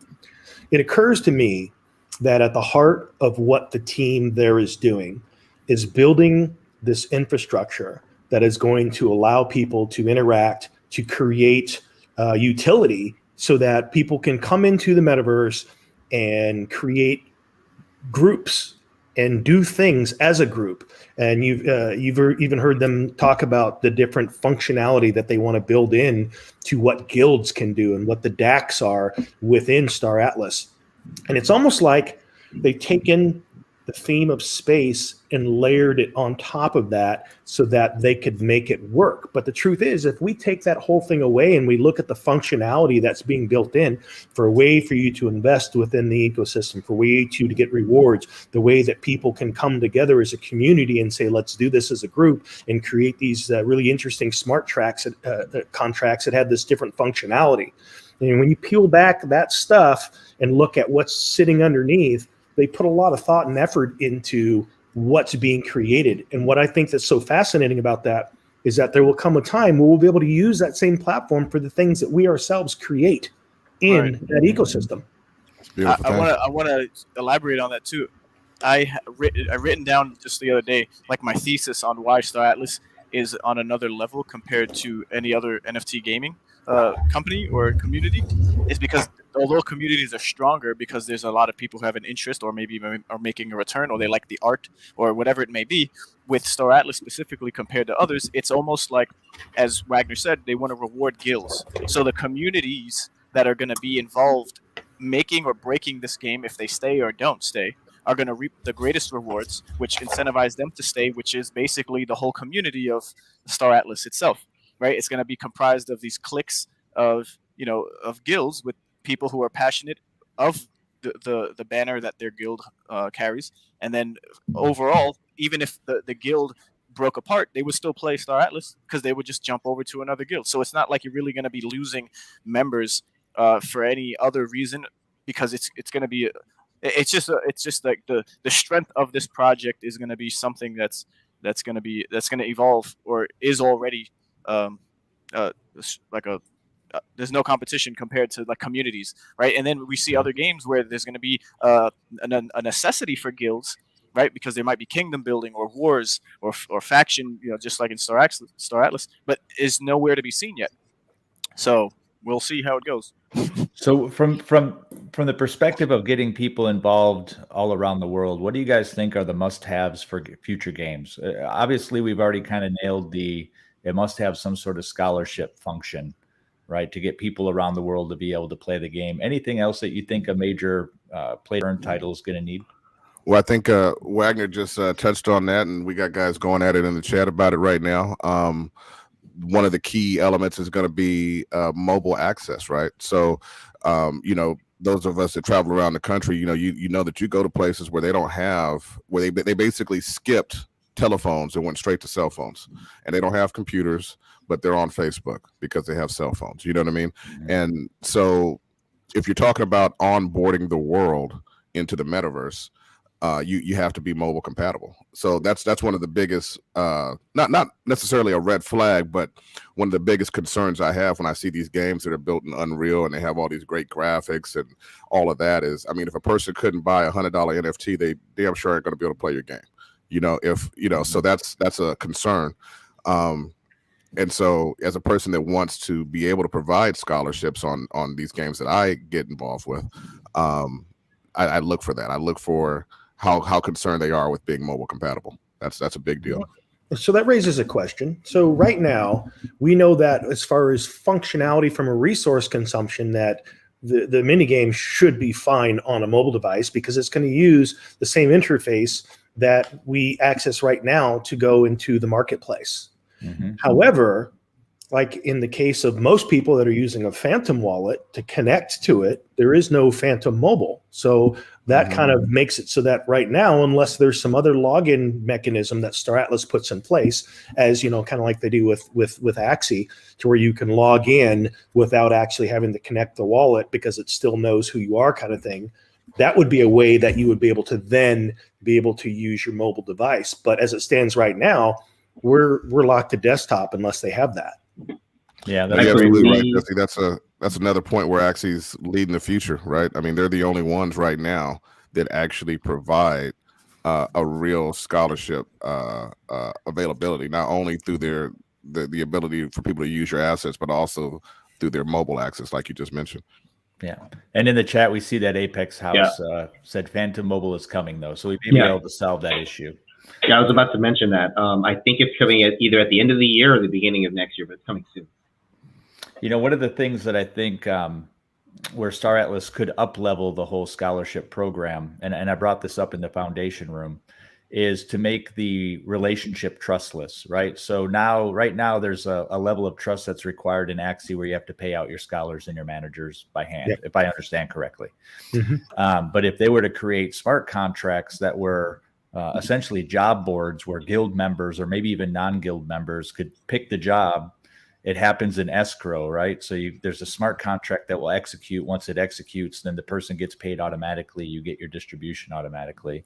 And I think there's something there with international guilds like ours where they can help solve the language barrier within guilds by allowing it to have this I guess, trustless job board within the guild on the deck. For sure. The question that comes up for me, let's say I have a ship and I want to make this ship rentable to someone. Well, somehow within the contract, there has to be a thing where they take the ship and they get to that third section out there in deep space where boing, they're just boing, they can't get past it. Because otherwise, you're extending a resource to them. Who knows? Does that mean they also can't do things with your modules and your components on the ship? There has to be some form of protection for the asset owner in addition to within the contract to protect the person that is renting it so that they get compensated. So that's the side. The scholar wants to get compensated. The owner of the asset wants their asset intact. That was actually mentioned by Wagner in one of the town halls a while back as far as at least going into that most dangerous zone, that tier 3 zone, you wouldn't be able to do it as a person renting. Yeah, Bodhi Tree, this is a great comment. Some of my scholars I've sent ships to are using their Android phones with Kiwi browser to use the Phantom extension to hold their ships. That's really interesting, man. I think we might have to talk with you about that later.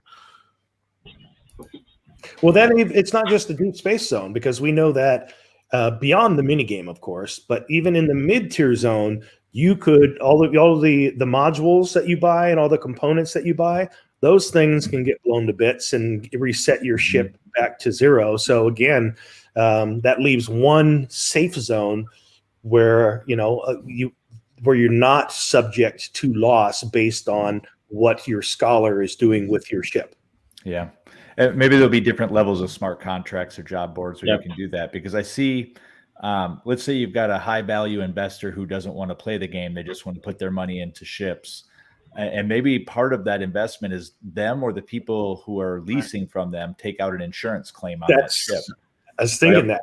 And depending upon their history, that will dictate their insurance rate. Yeah, exactly. That's an opportunity for somebody who's an actuary to. Yeah, I think we need to find a Rome actuary so we can start doing our own insurance, right? But I think there's, for every problem you come across in these different scholarship type of programs, there's always going to be some way you can solve it. So whether it's rules restricting your ability to I guess bounce off that wall in space, like you said, Jesse, which is a funny visual, or using insurance contracts to compensate. It seems like there's a way to get around all this stuff and still make it one of the best damn games around. Oh, absolutely. There's because some questions pop up in chat every once in a while. What do you guys think about this one? Land claims tier 1 through 5. Do you recommend getting those on a DEX before the land sale? They're still unknowns. Yeah, I can tell you right now. At least this is the last from what I've heard of from Michael, but this was like a couple months ago, where the tier 1 should be very affordable, almost close to what the Opal Jet or the X4 is. And then when you get to the X5, good luck. Good luck with that one. But at least the tier 1s, where you can upgrade them to tier 5, it's just you're gonna have to put more work into them. It should be affordable for everybody. So right now, it's $68 right now, tier 1. Which I don't think is too bad. There's a general rule from Wagner on all assets that came as a result of the poster release. And his what he has to say is this: if we haven't released it yet, you probably don't want to buy it on the secondary market, because you will be paying a premium far beyond what Star Atlas will charge when they release it. Right. My only caveat to that is a special tier 5 charm. So I'm just going to only say that, but there are some things that I think are probably worth getting. Like, what about people who might have bought the captains, right? Who sold their captains licenses or whatever for really cheap, thinking they would be able to get them on the open market or get them for free. And then all of a sudden that turns into, some great crew members. So I think there's going to be some bait and switches that happen, but I think there probably are some things that people who are paying attention to are looking at having some flip value. More about the town hall. We learned some other things. So we learned that guilds will be able to mint and sell your own tokens, which is pretty interesting. What do you guys think? Phenomenal. I love it. This is pretty much doing the work for a lot of guilds that are going to be coming into the future, in the future, which is going to keep them around again. There's not a lot of trench work that one would have to do in a guild, and this is why we were holding to our morals here of just not needing to come out of the gates flying and propose and sharing it with the world that there's a DAO being created, which there still will be for deep space, as we know. That's where it would be best applicable. But as far as everyone collecting money and raising it outside of VC money from just members who think that this is the way it's going to be, right? Because that's how it has been with DAOs, more of a voting proposal-based type of situation, but then also a treasury where there's promises and white papers created and a lot of work that's put in, which, it's not all for naught. It could definitely be adapted and changed. So maybe what people have done is going to help them in the long run, but not doing anything at all is definitely going to help Rome specifically out of every other guild. I think every guild has a white paper and or a DAO, but Rome. although our constitution is on its way, right? It's not like you have to think too far-fetched about what Rome is, as Rome was already in existence once, and now it's going to be again in the metaverse. So, you know, it's what I've seen it play out in such a way that it kind of feels like a lot of the existing guilds are out there, like they're going to Costco, stocking up on all these groceries, planning for this trip, and then they get to the resort and it's an all-inclusive. That was a good one, Justin. That was good, man. But I think it goes back to kind of our strategy as a guild has been to kind of there's some things you want to call early and get out there ahead of. There's some things that you want to just wait and see. And you know, kind of an under the covers peak is we had a lot of conversations around DAO. What would be the right DAO? Do we need one right now? What would we use it for? For months, man. We talked about it for months.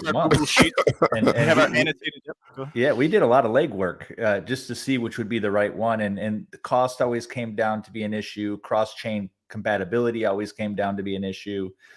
And then the strategy of kind of waiting and not just buying into the buzzword, because it's a marketing thing right now to say we have a DAO for a lot of guilds. Mm-hmm. And I don't think some of them are, well, I know some of them are having a hard time moving their funds from whatever DAO they built into Star Atlas. And I think there's somebody who already rug pulled in that regard with the different guilds. So having everything in game, it just makes it so much easier. I'm glad it was a strategy that we took to wait and see. We were watching some other DAO companies on Solana to see what they had to offer. But so far, this has worked out in our favor. Yeah, I agree with you, Banjo. I mean, pivoting from being Metaverse Nomads to being Consuls of Rome, I think that's one of our greatest strengths is that we're all successful at different levels in our personal lives. And so we don't jump in willy-nilly with big decisions that concern the guild. We tend to try to actually, you know, the difference between a dream and a plan, right, is, you know, the road to get there and knowing what that road looks like and knowing what you're going to need provision wise. And we don't just jump into things without knowing how we're going to get there. And that's always a thing that saves us. Is the six of us together, we tend to get each other's back and say, hey, well, how are we going to get there? You know, that's always key. Well, another example of that are the alliances that people are striking up. And it's like, well, we don't have any alliances right now because we don't know what it means to have an alliance. So all of these alliances that are forming are kind of like fake alliances because you don't know what that actually entails in game, how it will be upheld, what it actually will do for you, what's the value exchange for both of you. No one knows that. So it's kind of like a lot of playing house going on right now. What is it going to cost you, and what is it going to cost your members, and are your members going to be happy with that? You know, I mean, because that's what I see as our most important task, right? Is we got to protect. I mean, we have a lot of guys that are dumping a lot of money into this thing, and we got to protect them first, right? We got to make sure they're getting their ROI first before we do anything, right? Yeah, I think right now what you've got is you've got a lot of alliances that are being created on an idea, and really. Once the rubber hits the road, you start seeing that there's maybe a lack of equity in some of the alliances that are being created where one is benefiting far greater than somebody else. Exactly. You're going to start to things fall apart. But you know, 6 months into the game, you're going to start seeing alliances that are built based on mutual interest, right? And those are the alliances that are going to be solid chains and not these thin threads of, well, we like each other and we want this great society.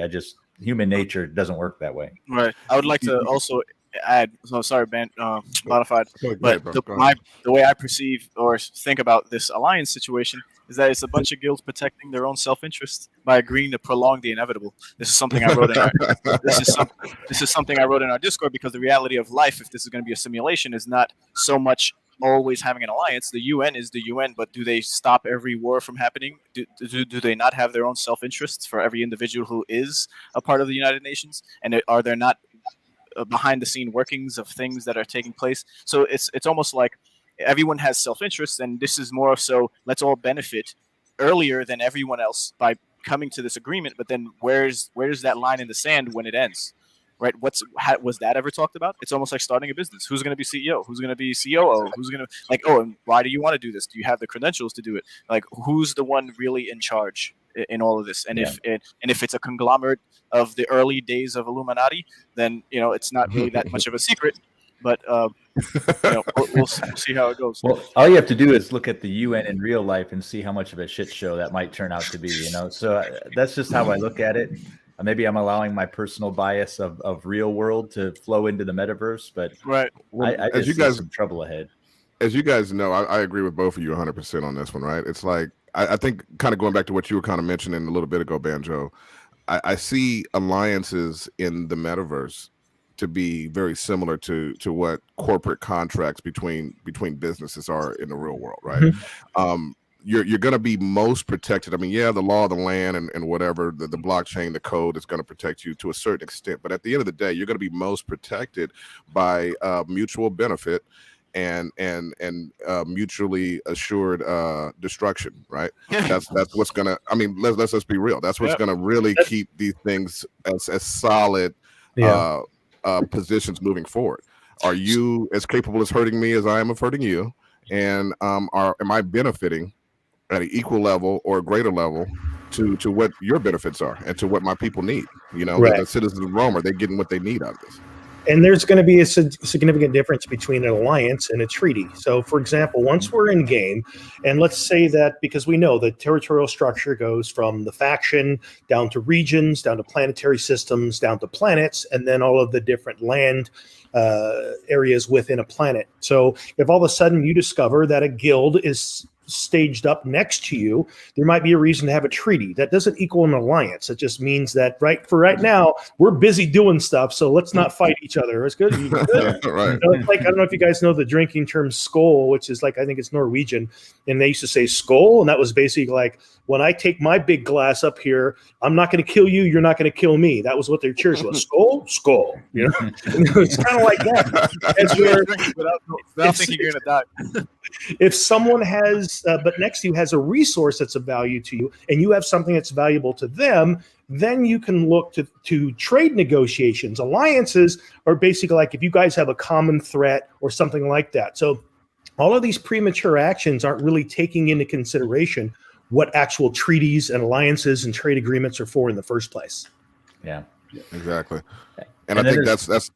Go ahead, man. Well, I was just going to say, piggybacking on what Jesse was just mentioning. I mean, that's part of why capitalism has been successful and why we have trades in real life, right?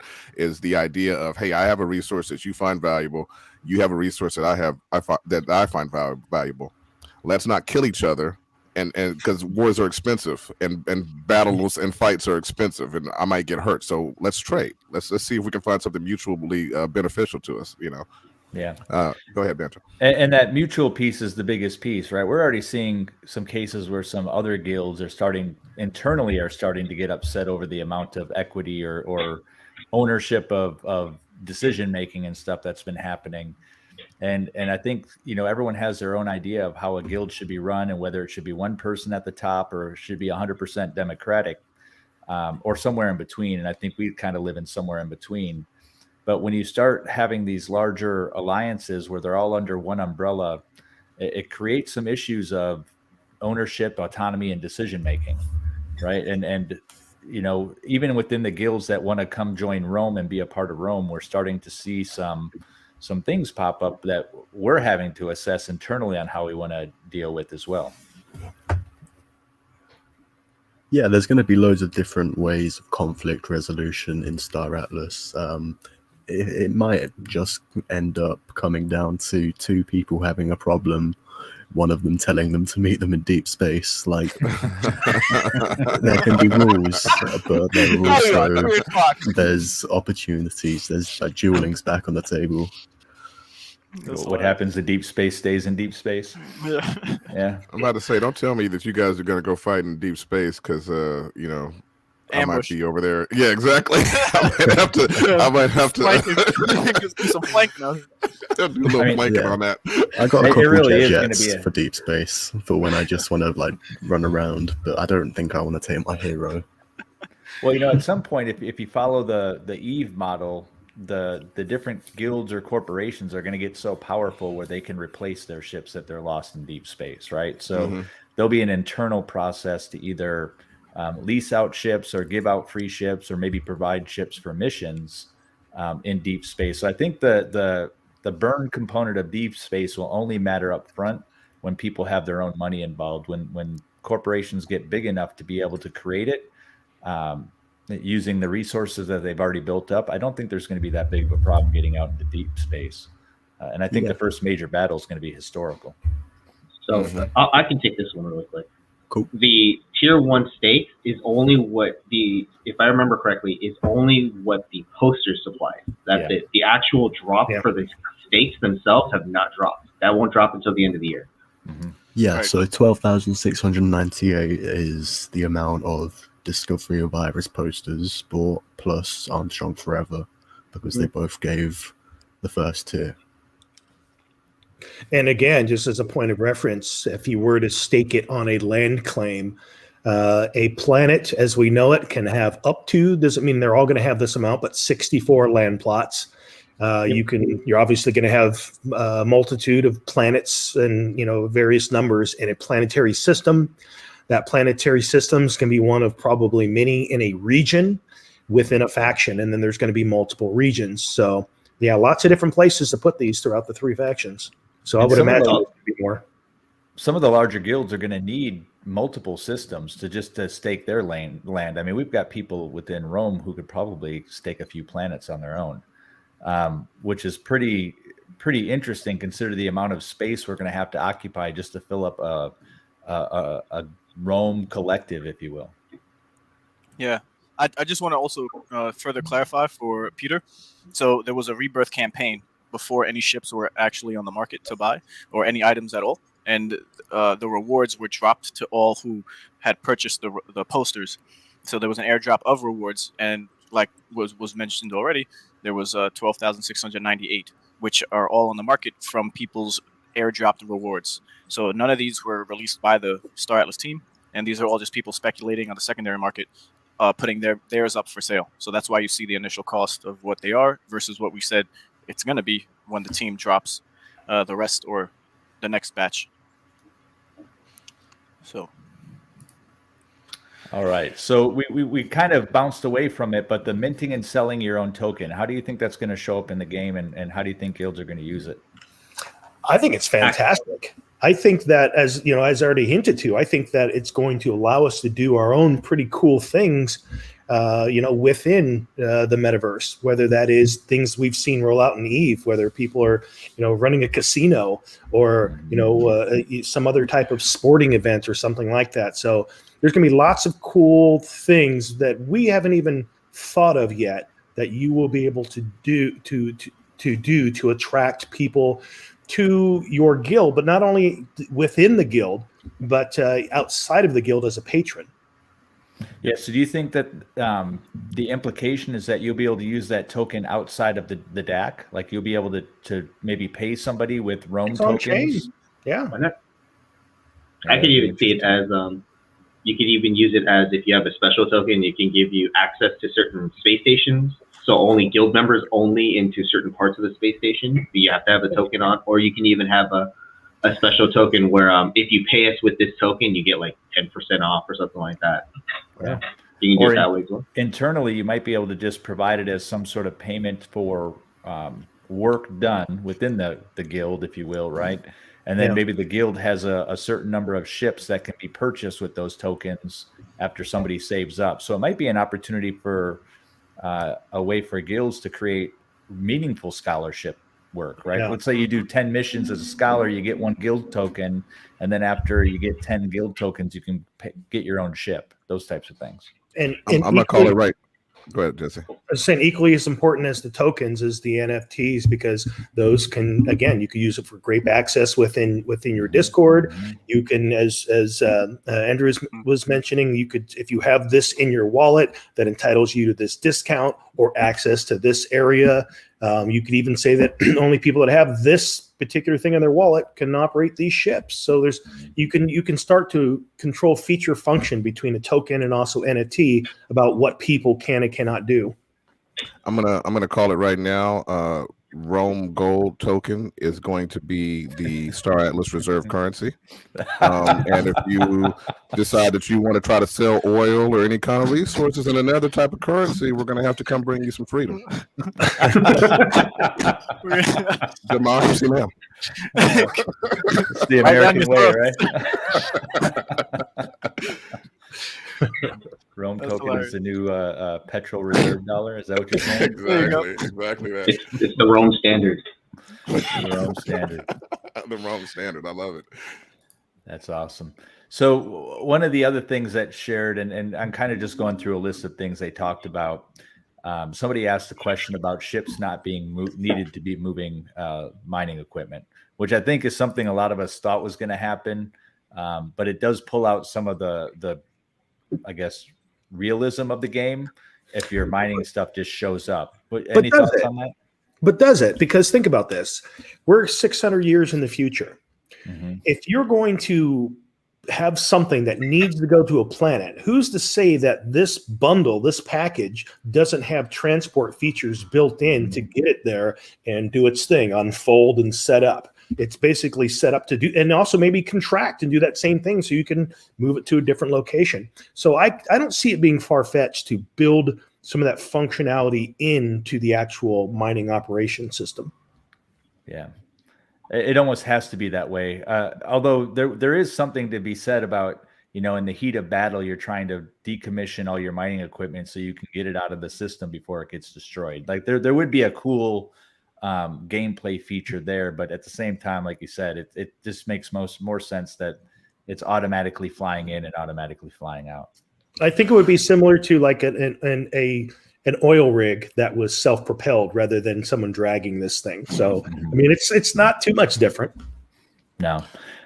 Does anybody know how it was done in Eve? I don't know the game well enough to know. Maybe somebody in chat does. Like mining. So, oh, go ahead. Moving mining resources from one area to another. Oh, yeah. Well, if the game is going to be like game, then it's probably not that complicated until further down the line. So click. I think Apex House has a comment that kind of goes back to what we were talking about earlier. I guess I don't know if he speaks for AFIA, the guild, or not, but he was saying it makes sense. For example, AFIA's goal as a DAC is focused on shipbuilding. As a DAC member, we could get discounts on our guild-owned products using our DAC-specific token. Yeah, that's great, and that's similarly what happens with a lot of DACs that come out with NFTs, where there's discounts. Like we ourselves here at Rome, we had extensive talks, like we had earlier in this stream, of just creating an NFT where the taxes would be cheaper for members who join the DAC specifically, outside of people who weren't interested in joining the DAC, and that you could compound the incentive structures here when it comes to NFTs, as we see with generative art projects. So it could be from discounts to renting to particular ships or the like, and so you could get really creative depending on who the creative members of the DAC are. It's gonna be pretty interesting, and you're still gonna be able to do all this with what is taking place with the release of the DAC for Star Atlas that we're going to be having. So. I think a couple of us are frantically looking for some information. Yeah, hold on. Yes. I think Jesse is, and I was. This just in. Right. So Apex showing up with some alpha apparently. Somewhere there is an area on the SA website that now has orders and trading deck set open. I'm not seeing it yet. It still says coming soon for me. Where are you seeing that? Oh, just on the same spot that it's always been, but it's grayed out. So it just still says here. I'll show you what I have. I see what you got there. It's the play.staratlas.com. Yeah. On the left-hand side there, coming soon. That is new. I don't remember those being there before. I remember them there, but they still say coming soon. I thought they were actually functionable links now. Yeah, I think collectively, all of us started jumping onto our computers trying to see what it was. Yeah, we're all over here hunting in the background. Comment from one of our great citizens, Pruish. This goes back to our organizational structure and how the different squadrons in the different legions of Rome have started to take on their own cultures. But Pruish, I'm thinking fun, maybe not. Just came with a comment. He says, when Reaper sees your ship, you need to pay in Rome tokens to get it back. I like it, Pruis. So Great idea. bounty paid in Rome token only. Is that what I'm hearing? Only. Yeah. I like that. I like that. And Was it without, in the Mandalorian? Didn't they have like a token like that too for, like you got your bounty coin? Hey, They pay in the metal, which they make weapons for, Right. and the armor. That's it. Yeah. I'm not sure if that's a spoiler. Oh, but also No, that's in the first scene. Sorry. But also, there was a coin that they gave out for the bounties. That actually entitled you to actually get that bounty to go out and hunt them. yeah, it was like a organic looking liquidy. It was like a different type of. It wasn't a solid metal, but I remember what you're talking about. I do want to mention how Pre-Wish. Thanks for coming by and stopping by. One of our great lieutenants in our guild, as well as Data and a handful of others. And my point of saying all this was, what were we just talking about? we were talking about Rome coin. Yes, but you guys can continue because it'll come All right. back around. Yeah, it'll come back. I guess where my mind goes from an entrepreneurial perspective is how do you create demand for a Rome coin outside of the guild, right? So is it through bounties? Maybe you pay bounties in Rome coin, or just like we were talking about, or maybe you pay for certain work in Rome coin. And I think, well, we'll discuss this privately because I think I figured out a way to make Rome coin valuable to more than just people. I was about to say, I don't want to give up too much alpha over here, man. Well, I think for any guild, I think the answer to that question is like, what do you have to offer that can't be found any other place? And if you have that, then you get to set the currency for which the exchange for that item is. So as long as we can create something of value, whether that's access to one of our special events, no spoilers there, but things like that, then of course that you would want to get that coin, and that would make that coin coveted. And we just happen to the people who sell it as well, so we get to set the price on it. So it just seems it seems like there's some opportunity there that we'll discuss privately.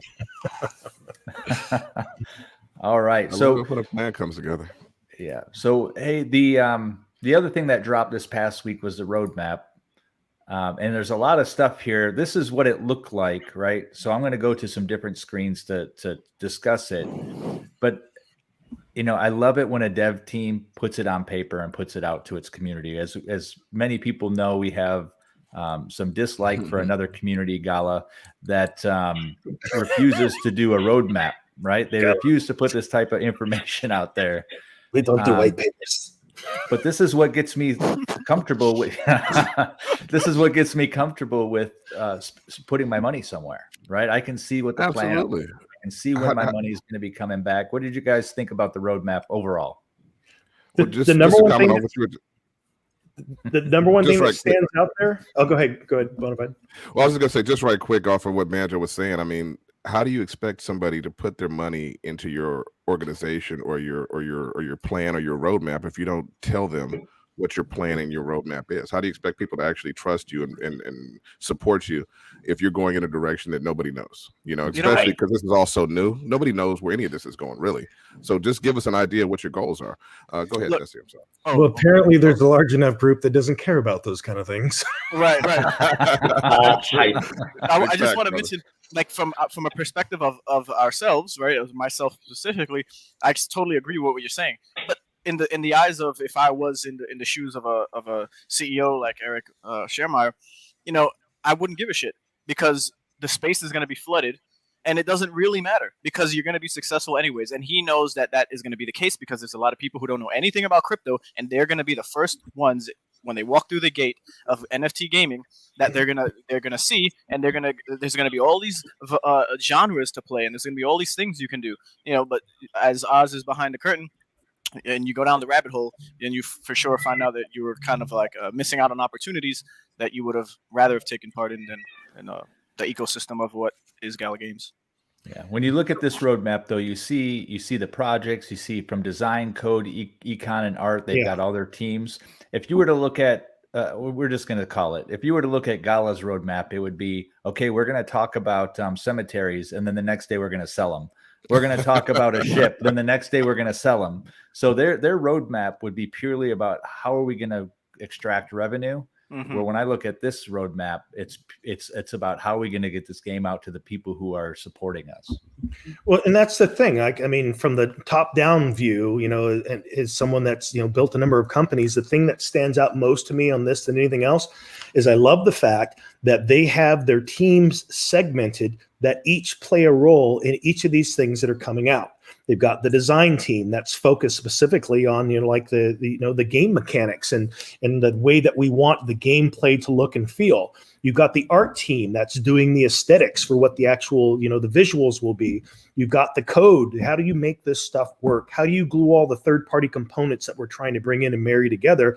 And then the most important team to me, out of all of this, is the econ team, the economics. So the group of people that look at everything that is proposed and comes together and say, look, how do we make this work into the long-term strategy of the economic plan for Star Atlas? And when you have these teams that are thinking in their one lane, but also come together and say, okay, how does what you're working on tie into what I'm working on?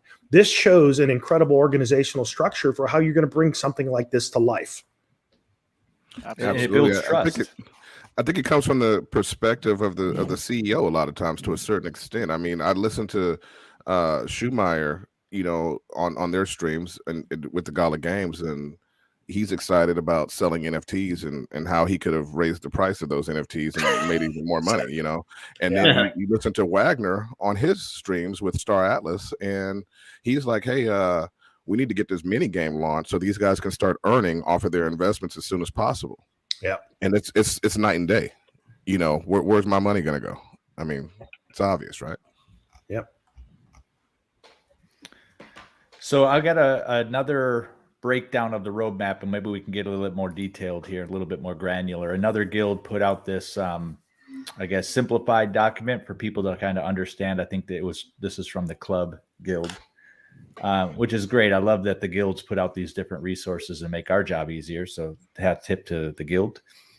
But we can see we've got a lot of the work done, and then we can talk about the stuff that's coming. So it looks like the next thing that's coming is the ship missions, which we kind of talked about.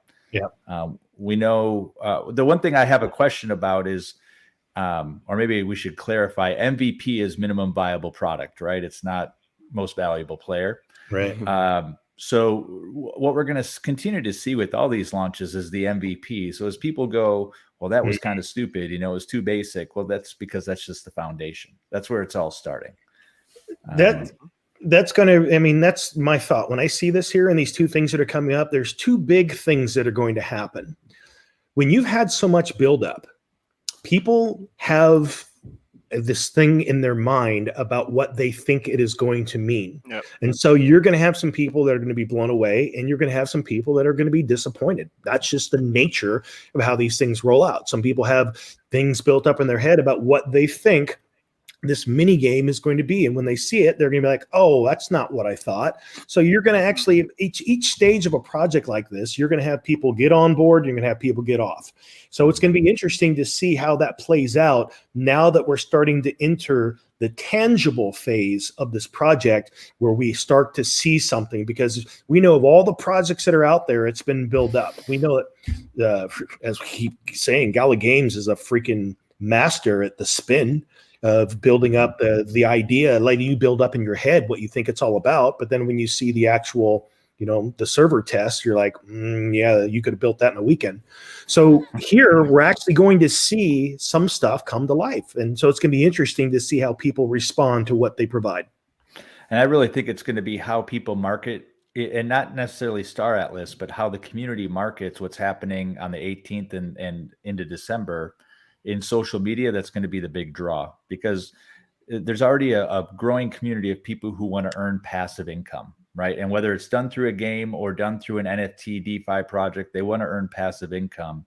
And really what we're going to see is two areas of ability to earn passive income over the next month and a half. And I think you're going to start to see some prices increase around Polis as people try to build into the hype. And then with the ship missions, if people are marketing it, self-marketing it enough, it's going to build and create a lot of momentum.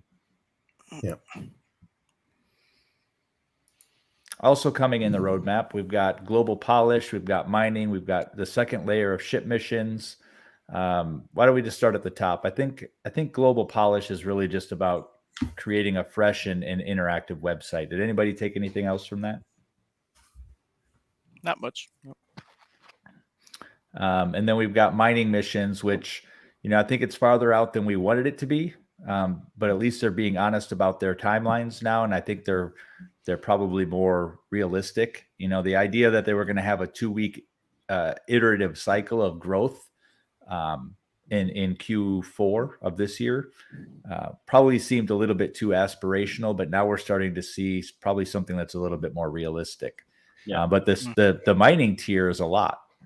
But even based on the nature of especially software development based projects, that, even those dates are ambitious. So we very well may not even see mining until June of next year, but they will be able to satiate the appetite of the people that are supporting this project if they can effectively get the score and the Polis DAO functional in place to where people are actually earning a little bit of return. I think that it's going to appease a lot of folks to where it's going to give them the time they need to get some of these other things in place. And as we start looking further out there, where you see it's like 3D browser, like July, we're talking about these are some massive milestones, some big ones. I think the first big one that we're all looking forward to, and supposedly they're so far enough on this that we saw Wagner mention before, like, I think he's already seen like the first run of like the showroom. Nice. And you see that set there for mid-March of next year, but they're already far enough done to where there's some experience in UE5 that they can go into and walk around and experience. And I think to quote him, I think he said, "You aren't ready for this." for what he's been able to experience so far with it. So looking forward to that, and maybe they are on track, but if they are, that's exceptional for any company to stay on dev task to be able to release the milestones on time. Well, we've got a new acronym here that I don't think we had seen prior to this, and that's MORE. That's mining operations, resource excavation. So it sounds like they're bucketing more than just land into this, right? So this seems like this is how the raw resources are going to get introduced into the game, and what the different platforms are, with mining and things like that. But it also looks to include crafting as well. And really what the whole, I guess, economy is going to look like from a selling and buying standpoint, which I think some of us here are getting into O Game to try and understand what it's like. Are any of you playing O Game, and what does that system look like to you? Yeah, I'm playing. I started for that exact reason, trying to understand what the gameplay might be like. And it's very much a launch a task, wait for a result, and you're waiting on timers.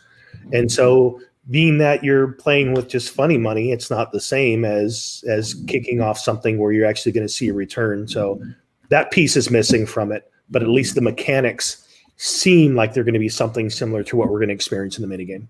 Mm-hmm. Mm-hmm. Anybody else? No. All right. Fancy? No, not on that one. I'll wait.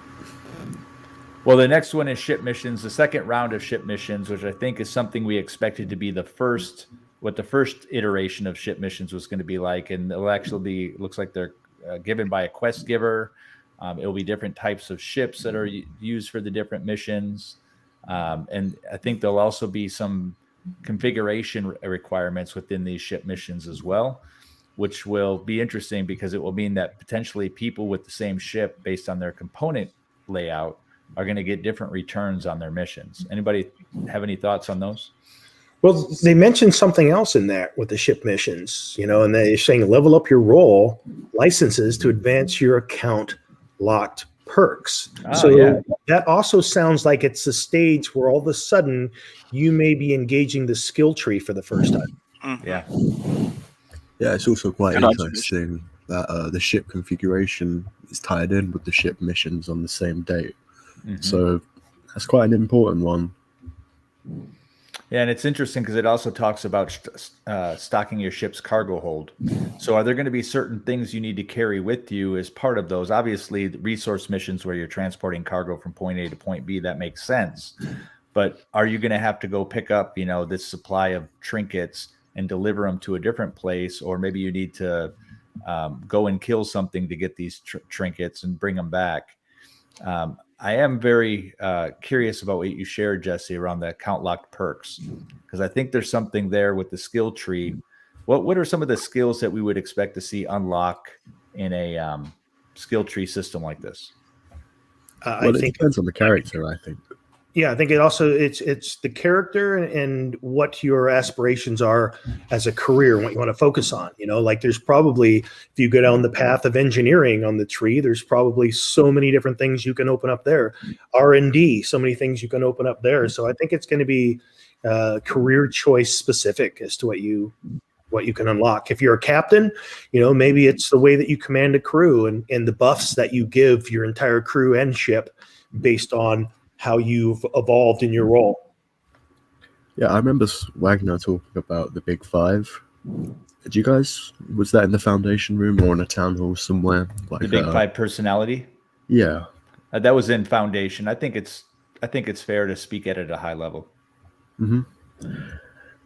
Yeah, I'm definitely looking forward to see how what I'm doing now can be translated into like context and story later. Because there definitely is a lot of room for what like the past to be like the actual story, because like real events that could happen in the game, if like the game is continuously being developed, like they could actually be like written into the books in a way, which I think is quite cool.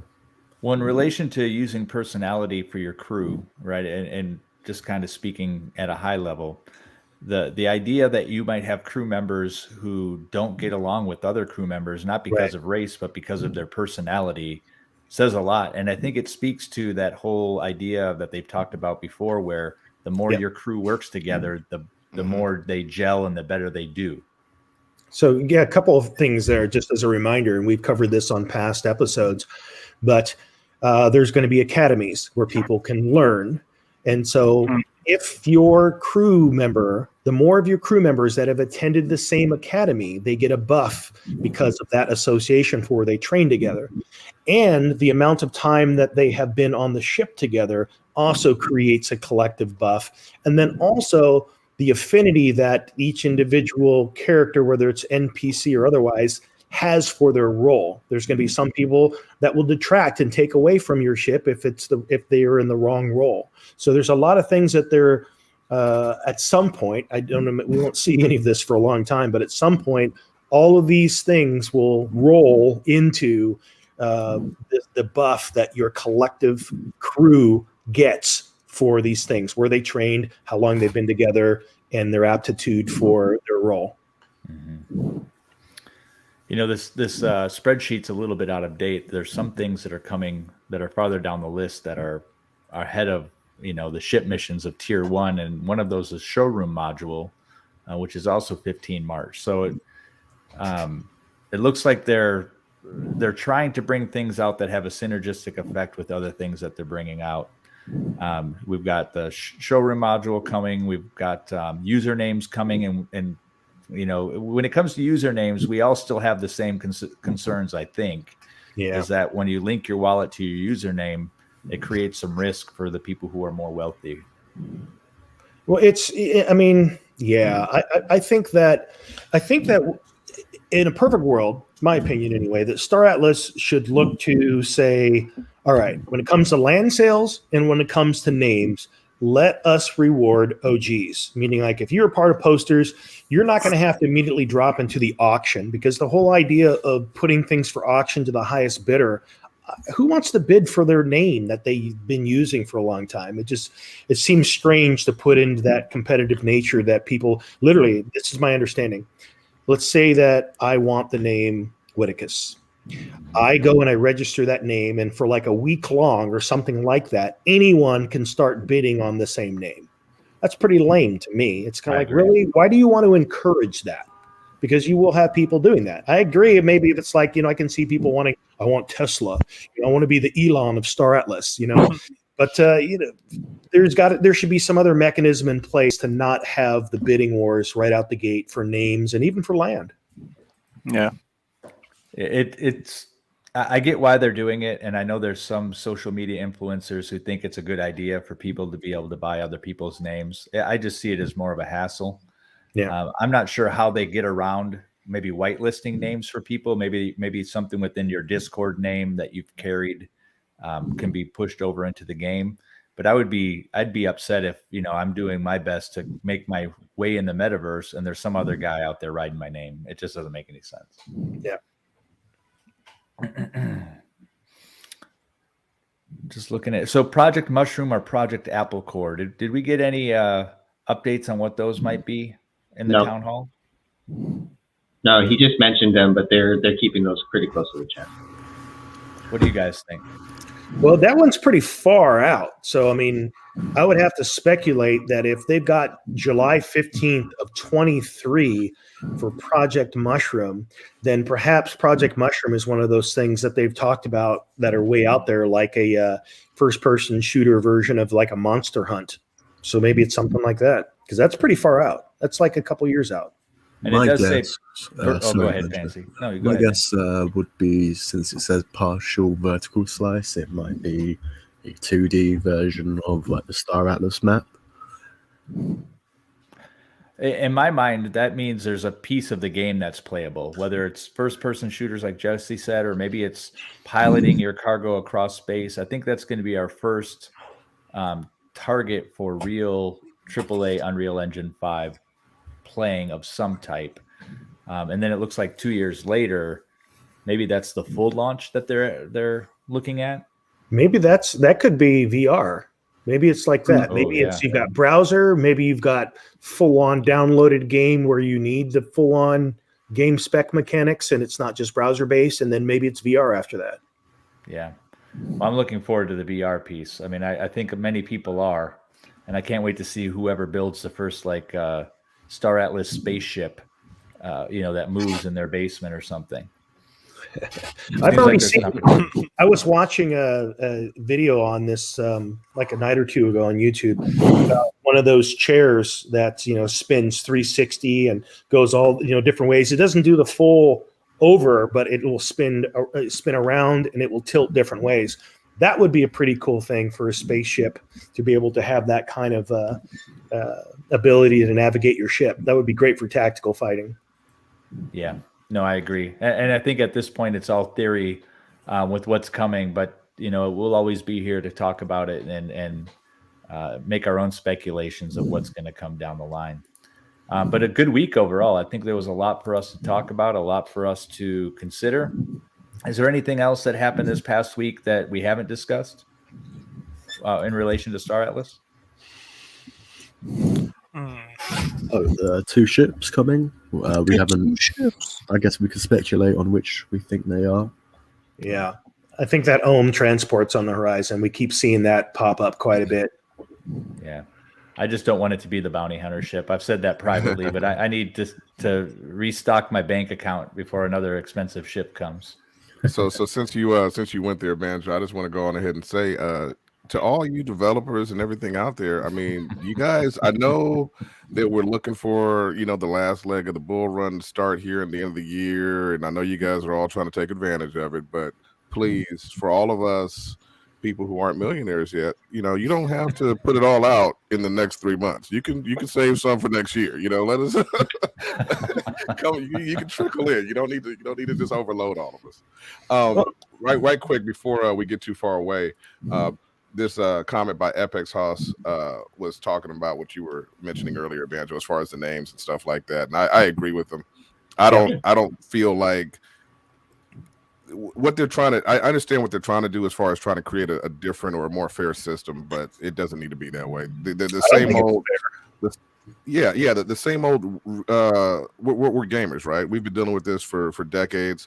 The reason bona fide is spelled the way it is because you can't get bona fide usually. You know what I mean? I mean that's why we do the things we do as gamers, right? I'm sure we all have our names a certain kind of way because of that, right? It's just the culture. So just leave it alone. So the two ships, we've got any thoughts? Do you think we're going to see our first high level ship, or you think we're going to see some small ships? Any thoughts? Small ships. No high level ships. I think we'll see a couple of maybe the mid tier. I don't think we're even going to see any large ones at this point. I think that because the missions themselves are not ship specific, the only thing they need to do to get them through the end of the year, maybe they're doing a little bit, raise a little bit more funds, is to go ahead and I think that makes sense for that OM. What was it called? It's the not the Chi, but the Rainbow OM. It's a rainbow ship, as the manufacturer's Rainbow, but the OM, the big block of cheese. I like that ship, and if so, that's on sale. But what do you guys think it'll be priced at? 3,000? No, more. The pack light. So because the OM is a transport ship, and the pack light is also a transport ship, and it's a better. And the pack light. Yep, and then the pack light is a rare compared to the OM. I think it's the epic. It's an epic. So maybe 45. Maybe 45. 5,000. I think would be the ceiling. That's probably that might be the median. Yeah. Okay, I see what you're saying. Yeah, I want a couple of those ohms. That's kind of what's on. That's the one that's on my list. I'm feeling a little bit light in the freight department, and I like it better than the pack light. So, yeah. He said he had no junk in his trunk just now. Just feeling a little light over here. It's a light trunk you got there. Yeah, I really do think the freight ships are going to be the young sun heroes of the utility game. And I'm really curious to see from a stat perspective what an epic. It'll be one of the few examples where we can look at an epic versus a legendary. What's the pack light? Pack light's rare. So epic versus rare, and really see how the components and the crew and all that other stuff shapes up. Well, you're agreeing with one of our other citizens from Rome. They were talking about that in the Discord the other day, as far as what they thought the most underrated ships were, and they were talking about the transport freight logistics ships as well. Banjo. So. Yeah. What did I would like to see the Calico evac, to be honest. Yeah, that too. Didn't the Fimble ECOS? What was the bomber? What was the last bomber that sold? I don't see it. It's on here. It doesn't have a price on it. Yeah. What did that go for? Because that's the only epic that's sold so far. 8. It went for 8. Yeah, it went for 8, I believe. And it's a Something large. like that. So yeah, around 5,000 for that rainbow. It's an epic, a medium. So yeah, that makes sense. Yep, I can see that. Yeah. I think I'm with you, man. Fancy. I like the Calico evac. I'd like to see that come out. I want to see what that looks like, right? Medium rescue. Yeah, I think a lot of the utility ships are going to be underrated at first. The rescue, I think the repair and refuel is going to be a huge one that some of the large guilds are going to need. And I know we've got people with aspirations to get those within Rome. And it's really interesting what people want, what they want to do. There's no cookie cutter. I mean, there's people who want to just transport people around, which I think is pretty interesting. How do you see that evac being used? I've given some thought to that. So, do you think like if there's one person has one ship and he wants to be the rescue guy, do you think he's just waiting on call? And is he going to get a notice somewhere, or do people just know to dial 911 and all the evacs get a message? Or is it something that you have in a fleet that you're traveling with, and as ships get destroyed, it's going around scooping up people in that evac capacity? How are those things going to be used? Yeah, it's a good question, especially in the safe zone, right, where there's not a lot of destructive combat that's going on. Will there be NPCs that you can, like NPC loops or quest loops, where you can rescue non-player characters? Or do you have to sit out in dangerous space, either medium or deep space, just waiting for that gig, which puts you with a lot of, look at how often you see ambulance drivers sitting in a parking lot outside McDonald's. Right? Just 911. What's your emergency? Yeah, my ship's blown up and I'm just hovering in space in a pod. I need a pickup. Please, sir. And that might be it too. It might be where your ship gets blown up, and while they're trying to salvage your ship, your avatar might be able to get thrown away, or get away in time so they can't steal it, and then you just call in for an evac. You're like, oh God, pick me up before these guys pick me up. That's going to be a program like AAA. Yeah, that's what makes me curious about how the loadout's going to be in game. I mean, is it going to be super fast then, so it can get into deep space and get out quick, or is it going to have a nice weapons loadout so it can defend itself as it's rescuing people, or are they going to do like the Red Cross flag. all white, exactly, fly the Red Cross flag to where people just leave them alone because they know they might need the service one day? I mean, what's it going to play out like?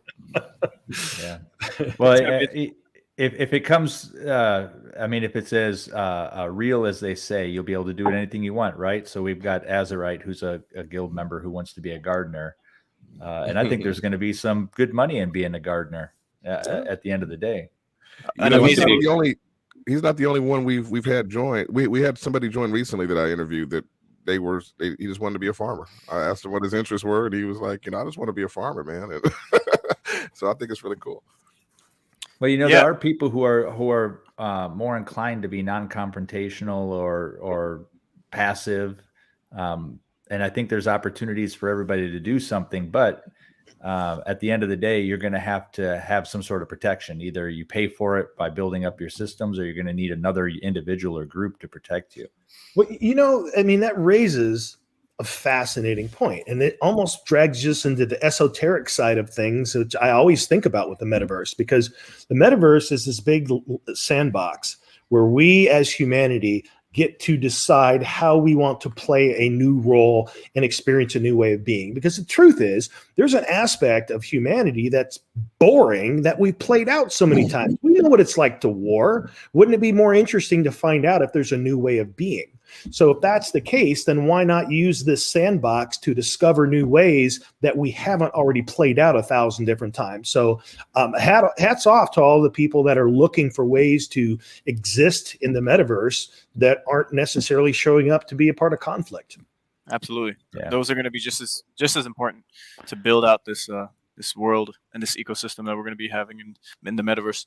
I do want to mention, maybe not to derail too much, but there was in the foundation room, we were talking behind the scenes in Rome of like maybe a jobs board that could be in the deck itself for the members of Rome after they do their ship missions from the ship mission givers, right? And then there might be a certain capacity of missions you can do in a day to earn, depending on what else we can do. We're not sure. But if there was things that the guild itself needed it to have accomplished, then we could delegate those on a jobs board that we would have a channel for ourselves. But then if it would have been great. And as I could read it off here too, as Banjo asked and got a response from Wagner, is there any chance the upcoming DAC functionality will include the ability for guild members to post jobs and provide assets for guild scholars looking for work through smart contracts? And then Banjo goes on to say, I think there is a real opportunity to level up the system being used in other games. The system that is trustless would be a game changer, would also help in cases of guilds where too many languages were spoken. So that's another layer on top of this language barrier that guilds might have if they're trying to expand and become more international. And Wagner replies with we hadn't envisioned that, but I think it's a great concept to add to the roadmap. Yep. So there's a possibility, as guilds have more of an influence than any one individual with the development team, to make a change, as the game is technically being built with the guilds and the community as it goes. So there's a lot that could take place just from us being vocal and sharing and and bouncing ideas off of each other. And there's some existing models that could kind of be leveraged. For example, let's say that you hire someone to do a particular task. Well, within that contract, you could put in certain milestones. So in other words, you're not extending all this amount of trust for a person to complete all of the thing, and then you'd have a way to agree upon it. You can say that, yes, okay, at this stage, we're both still in alignment. Boom, this amount of the contract's been released. So there's some creative things in contracts that I'm excited to see where it goes, because eventually there will come a time and a place where it cuts out completely the middleman for so many different things we do. I have a lot of friends and family members that I talk to about crypto and about, where things are going and smart contracts. And it's really, I find myself like, man, that's a difficult thing to explain sometimes, but there's going to come a time and place where the middleman won't be there. And basically, like one of my buddies, I was telling him as he's starting to invest more in crypto for the first time, is like, just keep in mind, there is no customer support. It's your Small friends. Yeah. Right. And that's the unfortunate thing about crypto right now. And I think this could extend into the crypto gaming space as well, as there's just so few people who understand the technology and how to get people onboarded. You know, we've all got our own little groups that we use to kind of either find new projects or help us out with current projects.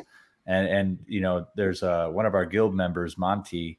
If I didn't have him behind me telling me how to fix some of these node programs or projects that I'm into, I'd be struggling. You know, YouTube does a great job of people wanting to help, but you need somebody who's actually done it and kind of figured it out.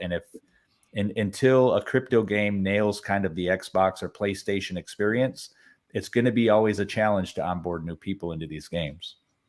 I tell you what, Banjo, I mean, just on a side note of what you're talking about, I mean, I've gotten so much help from our citizens on so much stupid stuff that I think I should be educated enough to be able to figure out, but I just didn't get. And then, you know, I ask a question in our Discord, and, you know, our guys are right there breaking it down for me, giving me info, giving me links. You know, it's great. You got to be a part of a community out here.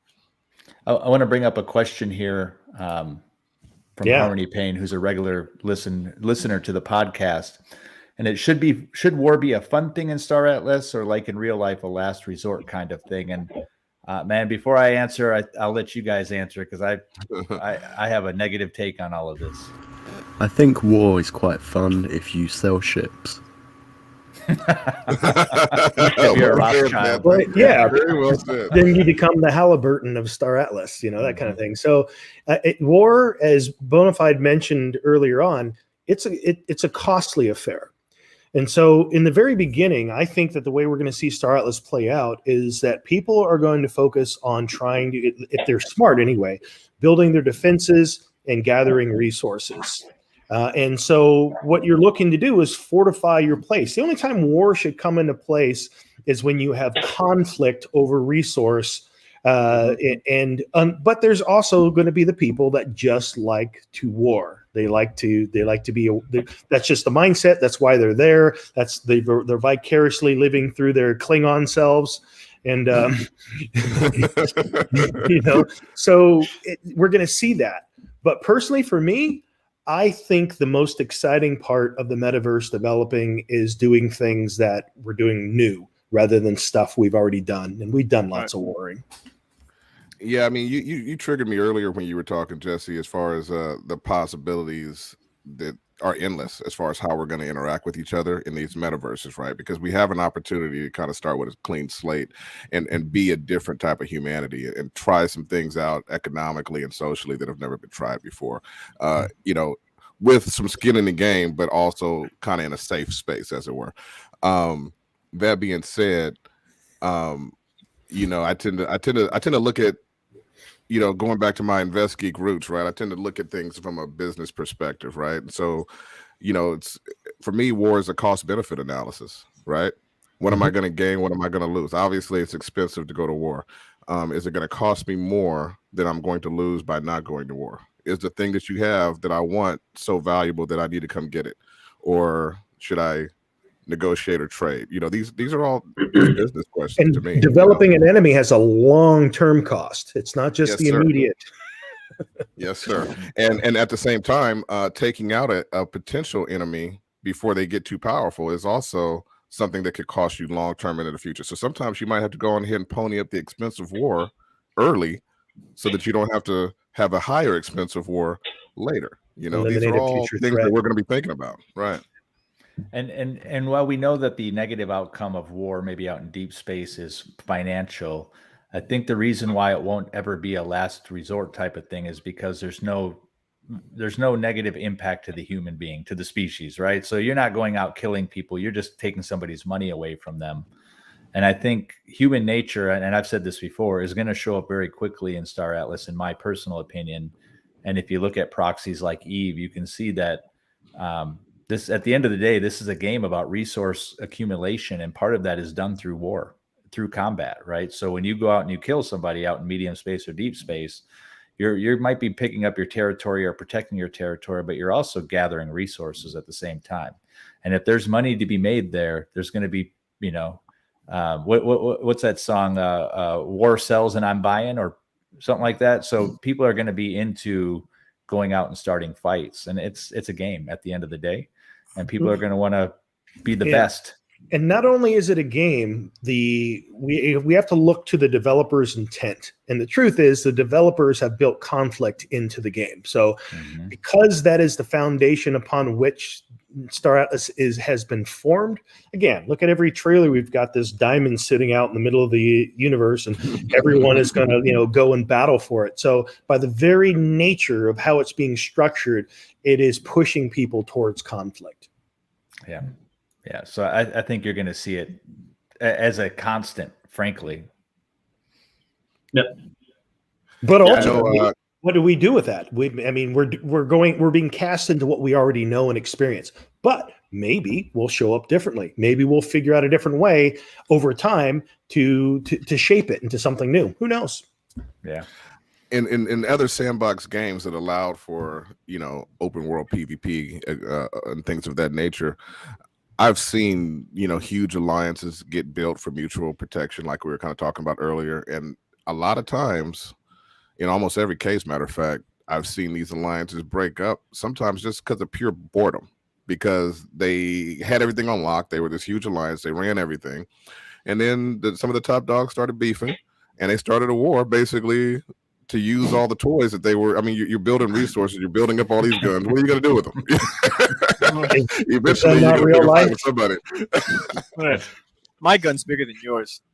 That sounds very United Nations of you. I know you got 6, but I got a dozen. Let's go. So we got Azerite Wolfenite is really who this is, showing up and again and providing props to his squad. Reapers, great lieutenant as well. Reapers is a Rome squad that has a very strong culture and a lot of loyalty to each other, and they plan to engage. So we know that within Rome, there's even an opportunity for people to exercise that peace if they want to exercise that peace. Indeed. Yeah, I would love to see, a couple things tried out in the metaverse. I'd love to see different guilds pick up different economic models just to see how it works in the metaverse. I would love to see different guilds pick up different constitutional or leadership structures to see how those work out. My gut tells me that they're going to kind of turn into what we see in real life. It's going to kind of, maybe there'll be some offshoots that are more successful, less successful, but I think the outcomes are going to be very similar to what we would see if somebody tried that in the real world. But there's a couple small differences, though, and I've given this a lot of thought. One of the things that makes the real world with fiat currency different than what I think we will see within the metaverse is that there is so much that is unaccounted for. Like, when you heard, Rumsfeld, the day before 9/11 say, Pentagon lost a couple trillion, we don't know where it went. Right. You can't do that on blockchain. So there will be less shenanigans taking place when people as a democracy, if that's what they choose to form, are going to say, hey, look, this is what we want to have happen with our money. They can track it. So you won't have the same lobbyist games and sidebar hustles because all of it exists on chain. So that sets the stage for something a little bit different than what we've already been experiencing with fiat in the real world. Yeah, not only that, Jesse, but also, like we're also seeing right now, like we're talking about, certain guilds have come together, taking financing from their players and then rug pulled, right? Well, when you start getting into the infrastructure that Star Atlas is talking about building out, I mean, you're going to have the code there to protect people, right? So you're going to have a system that is essentially uncheatable in a lot of ways and hard to cheat in other ways, right? Like you mentioned, because people are going to be able to see what's moving around. They're going to see what you did, and your reputation is going to be on that. So, to a large extent, like you're saying, it is going to be a bit different, and the possibility, if it's possible to have, going back to my hippie vibes, right? If it's possible to have a utopia, we're going to find out. We're going to find out because the tools are going to be there. We'll have to see how it plays out. But I shout out to all you guys out there that like I think Bodhi Tree has ideas along that lines. He's in the chat. Shout out to all you guys that are trying that. And I'm not going to I'm gonna tell you right now, I'm a supporter. I'm a Rome guy to the fullest, but I'm a supporter of all you guys trying for Utopia, and I hope it works out. Yeah, one thing that links to what Whitaker said is when there's going to be losses, you're going to be able to see them in real time. So if someone blows up your like fully customized ship, that's going to be really bad. Like you're going to see a big chunk of your money to the cent out of your account missing. Yep. Yeah, I think that. Go ahead, Jesse. I was just gonna say, I mean, the seedy side of Vegas that people don't realize is that there's jumpers all the time. It just doesn't make the news because it's bad for publicity. So yes, you're gonna see some people. Not only this, but the other dark side of this. Again, protect your assets. Stay personal, people, because if you are a target because you have known amount of assets, don't be surprised you have people show up on your door. Yeah. No, as a person who used to work in the industry in Vegas, you're 100% correct, Jesse. Not only do people jump, etc., off of those balconies and whatnot all the time in Vegas, but it actually happens like way more regularly than I'm gonna talk about. Like it's, but the thing is that the strip is all private property, and so they legally cannot report it, and so it doesn't ever get reported because it's a tourist town, and I'm sure that happens in other tourist areas as well. I think your point about transparency on the blockchain is pretty apt, and it will be curious to see not only how that information helps, people govern both at the guild level, maybe the DAO level and things like that, but it also creates an opportunity for enterprising developers to kind of dive into that and find competitive advantages against other guilds, which puts me in the position to have to speak out of the other side of my mouth about DAOs. Because essentially non-related DAOs will be off-chain and can have decisions made without it being open to everybody else. Yep. Great comment here by Bodhi Tree. Frictionless blockchain will create some of the largest communities in the world. Trustless smart contracts will enable them to come together in a way never seen before. I think you're 100% right, Bodhi. We have no idea. I mean, we've never been here before, so we have no idea how things are going to play out. And those of us who have ideas that people can operate in a more peaceful fashion, we're going to have the ability to find out, I think, really for the first time.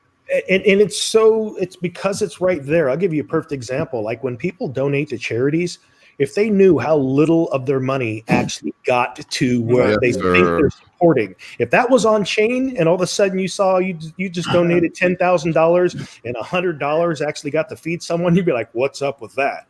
But people don't see that. You would see that on chain. And so it allows communities and groups of people to say, hey, you know what? I've got governance here. I don't like what's happening and it needs to be changed. So this is definitely going to, we're setting the stage in a sandbox. But what we see happen here is we're going to take bits of that and we will see it play out in the real world because we're going to find some things that work better here that we're not seeing play out in the real world. And so we're going to learn a lot and it'll be applied. We will see this being applied later in years in the future in the real world. Absolutely. Yeah, 100%. on the topic of this is why I think you'll never see a public, central blockchain or a central coin on a public central blockchain because governments, they want to take away all your anonymity, but they don't want to let go of their anonymity and what they're doing with this money. So you'll see these federated side chains where there'll be private networks that you can't access for these large governments to use and do with what they will. That's what I think is going to be coming. And then you'll have your public networks that people on-ramp and off-ramp into.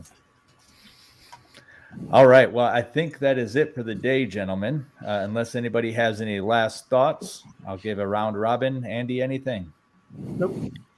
Jesse? No, man, but I think you should end with our Rome trailer. Let's get that loaded up. We'll do that as our outro tonight. How about that? All right. Absolutely. Fancy, any last thoughts? I'll take that as a no. I'm going to flip it back to Jesse and saying I'm not seeing the trailer loaded up, so I don't know if we'll be able to do it today. It is right. Okay, don't go yet. Ray, Yeah. Anything? Yeah, sure. So, don't forget, this is a YouTube channel. You might have been so captivated in the content that you forgot to hit the like button and you forgot to hit the subscribe button. But definitely check out Rome, our guild. You can check us out on Discord. GoRome.io is the website where you can fill out the application. And then somebody, one of our fine citizens will get in touch with you, and you can learn more and continue the conversation there. But support us on all our social medias. Follow our Twitter. We have our Twitter. We're all over the place. So we encourage you and look forward to you guys checking us out. Very good. Bonafide. Yeah, I'm good to go, man. Shout out to all of you walking the metaverse. We're nomads just like you, and peace and love, and I'll see you guys out there. All right. Yeah, and my then mic was also muted Oh, go before.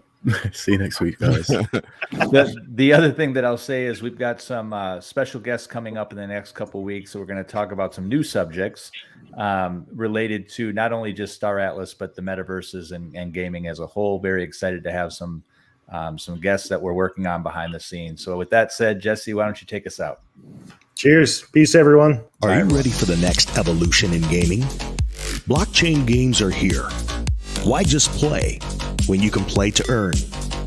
Enter the Star Atlas Metaverse with Rome. Star Atlas is a grand strategy game of space exploration, territorial conquest, political domination, and so much more. Rome is a premier guild of the ONI Faction within Star Atlas. Rome is here to play and to earn. Want to take part in the action? Rome is accepting new citizens. Join the Rome Guild on Discord to learn more at gorome.io.